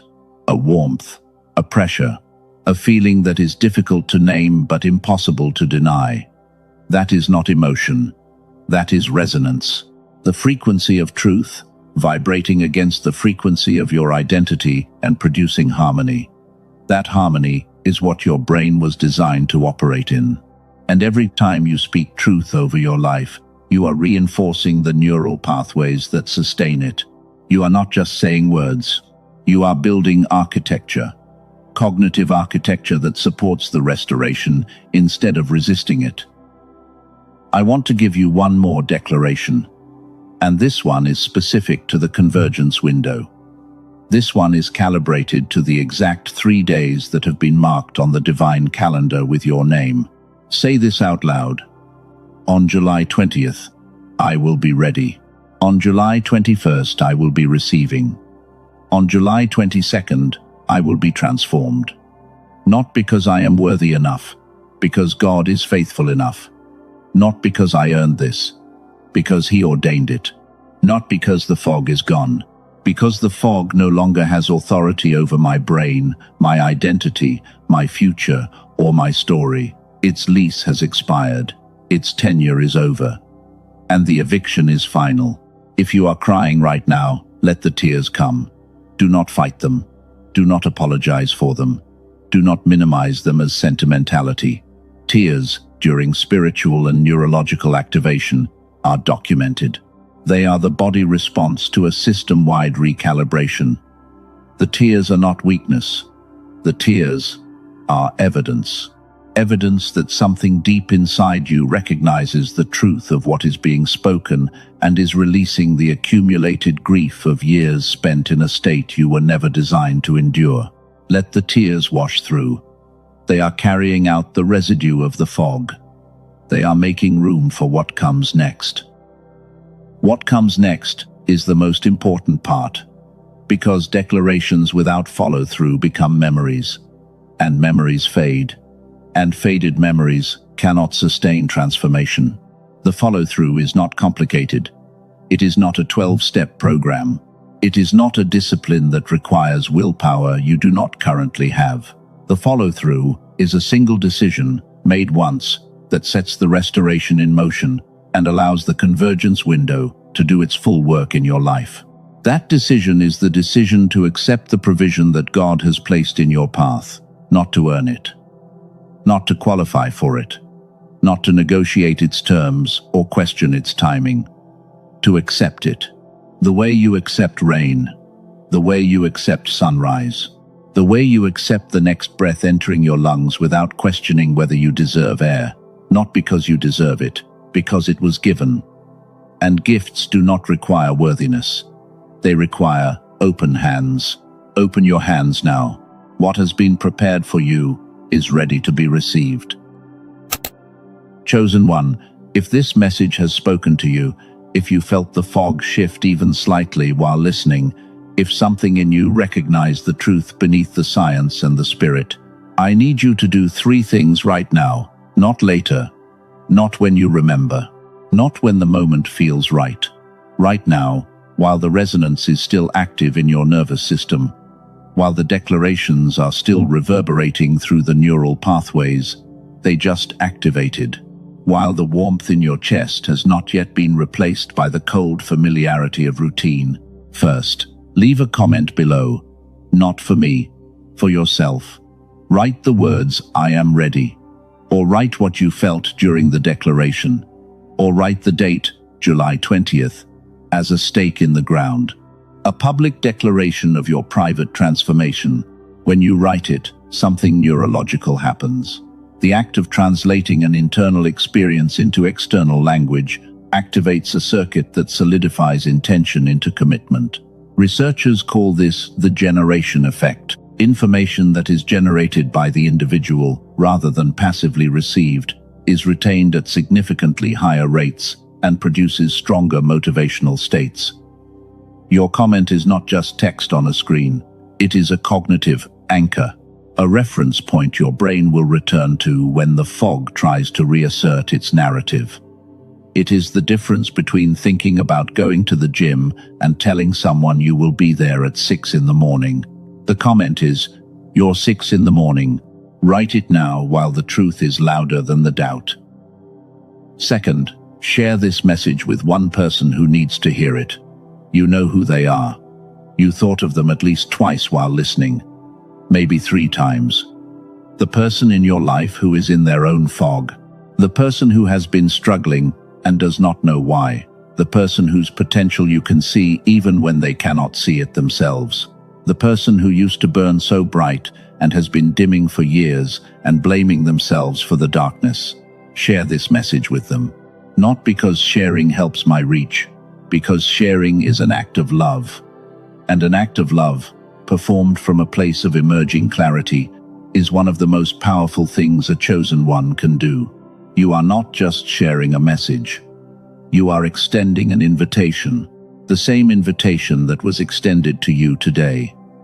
And the person you share it with may be one decision, one moment of recognition, one spark of hope, away from their own restoration. Do not underestimate the power of being the person who passes the torch. The fog survives in isolation. It dissolves in connection. Third, press the like button. I know that sounds small compared to the magnitude of what we have discussed today. Compared to brain restoration and divine timing and hemisphere synchronization, a small button on a screen seems insignificant. But there is a reason I am asking, and the reason matters. Every like signals to the system that distributes messages like this one, that this content matters, that people are being helped by it, that it should be shown to more people who are searching for exactly this kind of truth in the middle of their own fog. The like is not vanity. The like is strategy, spiritual strategy. It is your way of ensuring that the next chosen one in fog, the one who has not heard this message yet, the one who is scrolling through their feed at 2 in the morning wondering if God has forgotten them, has a chance to find it. Your like is their lifeline. Your small action creates their large discovery. Press it now. Those 3 actions, the comment, the share, the like, take less than 60 seconds combined. But they create a ripple that extends far beyond this moment and far beyond your individual story. They anchor your restoration in action. They connect you to a community of chosen ones who are waking up simultaneously across the world. and they position this message to reach the people who need it most, the ones still deep in the fog, the ones who have not yet heard that July 20th through the 22nd was marked for their emergence. You are not just a recipient of this message, you are a carrier. And carriers do not hoard what they have been given. They distribute it, freely, generously, with the same urgency and love that brought it to them in their hour of greatest need. Chosen one, as we close this message, I want to leave you with a blessing. Not a casual goodbye. Not a formulaic sign-off that you have heard 1,000 times and forgotten 1,001. A blessing in the original sense of the word. A transmission of power from the one who speaks to the one who receives. A declaration that carries weight beyond its syllables. Because the authority behind it is not human, it is divine. It is ancient. And it is specific to you, in this moment, on this day, in this exact configuration of readiness that you have achieved by listening this far. May the God who marked you before the foundations of the world continue to mark you. May his mark be visible, not just in the spiritual realm, but in the cognitive one. May it manifest in the clarity of your thoughts, the depth of your perception, the speed of your processing, the richness of your creativity, and the steadiness of your emotional regulation. May the convergence of July 20th through the 22nd find you ready, open, and positioned for the fullness of what has been prepared. Not partially positioned, fully positioned, standing at the exact intersection of divine timing and human receptivity, where miracles are not requested but received. May the fog that has defined your cognitive experience for years dissolve with the same completeness and finality with which morning dissolves darkness. Not slowly, not partially, not leaving residual patches that linger in the corners of your mind. Fully. May every neural pathway that was degraded by desynchronization be rebuilt stronger than it was before the degradation. May your brain be returned to the specifications of its original design and then exceed them. Because the God who restores does not restore to baseline. He restores to overflow. May your hemispheres synchronize with a precision that surprises even you. May your prefrontal cortex receive the blood flow and the neural input it was designed to process. May your working memory expand to hold the vision God has for your life in its entirety, not in fragments, not in glimpses, but in the full panoramic scope that a synchronized brain is capable of perceiving. May your relationships be restored to the depth they were designed to hold. May your children experience a fully present parent for the first time in their memory, and may that experience reshape their own neural development in ways that echo for generations. May your partner encounter the complete version of the person they chose to build a life with, and may the encounter feel like a second beginning. May every person in your orbit feel the shift that happens when a chosen one moves from fog to clarity, from suppression to sovereignty, from diminished capacity to full cognitive and spiritual activation. May your finances reflect the restored vision that allows you to perceive opportunities the fog hid from you. May your health reflect the neurological recalibration that shifts your body from chronic stress response to parasympathetic balance. May your spiritual life reflect the restored bandwidth that allows you to hear, receive, and act on every download God has been sending during the fog years, downloads that accumulated without being processed and now become available all at once, like a dam, releasing years of stored water into a field that has been waiting to bloom. May you walk into July 20th with expectation. May you walk through July 21st with reception. May you emerge on July 22nd, transformed. Not into someone new, into the someone you always were, the someone the fog buried, the someone the world tried to suppress, the someone God has been protecting, preserving, and preparing for this exact moment in human history. You were chosen for this time. You were marked for this season. You were preserved through the fog for this emergence. And nothing, not the world, not the system, not the suppression, not the doubt, not the years of diminished capacity. Nothing can stop what God has set in motion for your life. Go in peace. Go in clarity. Go in the absolute certainty that what begins on July 20th does not end on the 22nd. It begins on the 22nd. The convergence is the ignition. What follows is the journey of a fully restored chosen one, walking in the fullness of their design for the first time. And that journey, chosen one, is the most beautiful thing you will ever experience. Until we meet again in another message, in another moment of divine timing, remember this: the fog was never who you were. It was what was done to you. And what was done is being undone. Starting now, starting here, starting with the breath you are taking at this very moment. You are marked. You are chosen. You are restored. God bless you, chosen one, deeply, completely, irreversibly.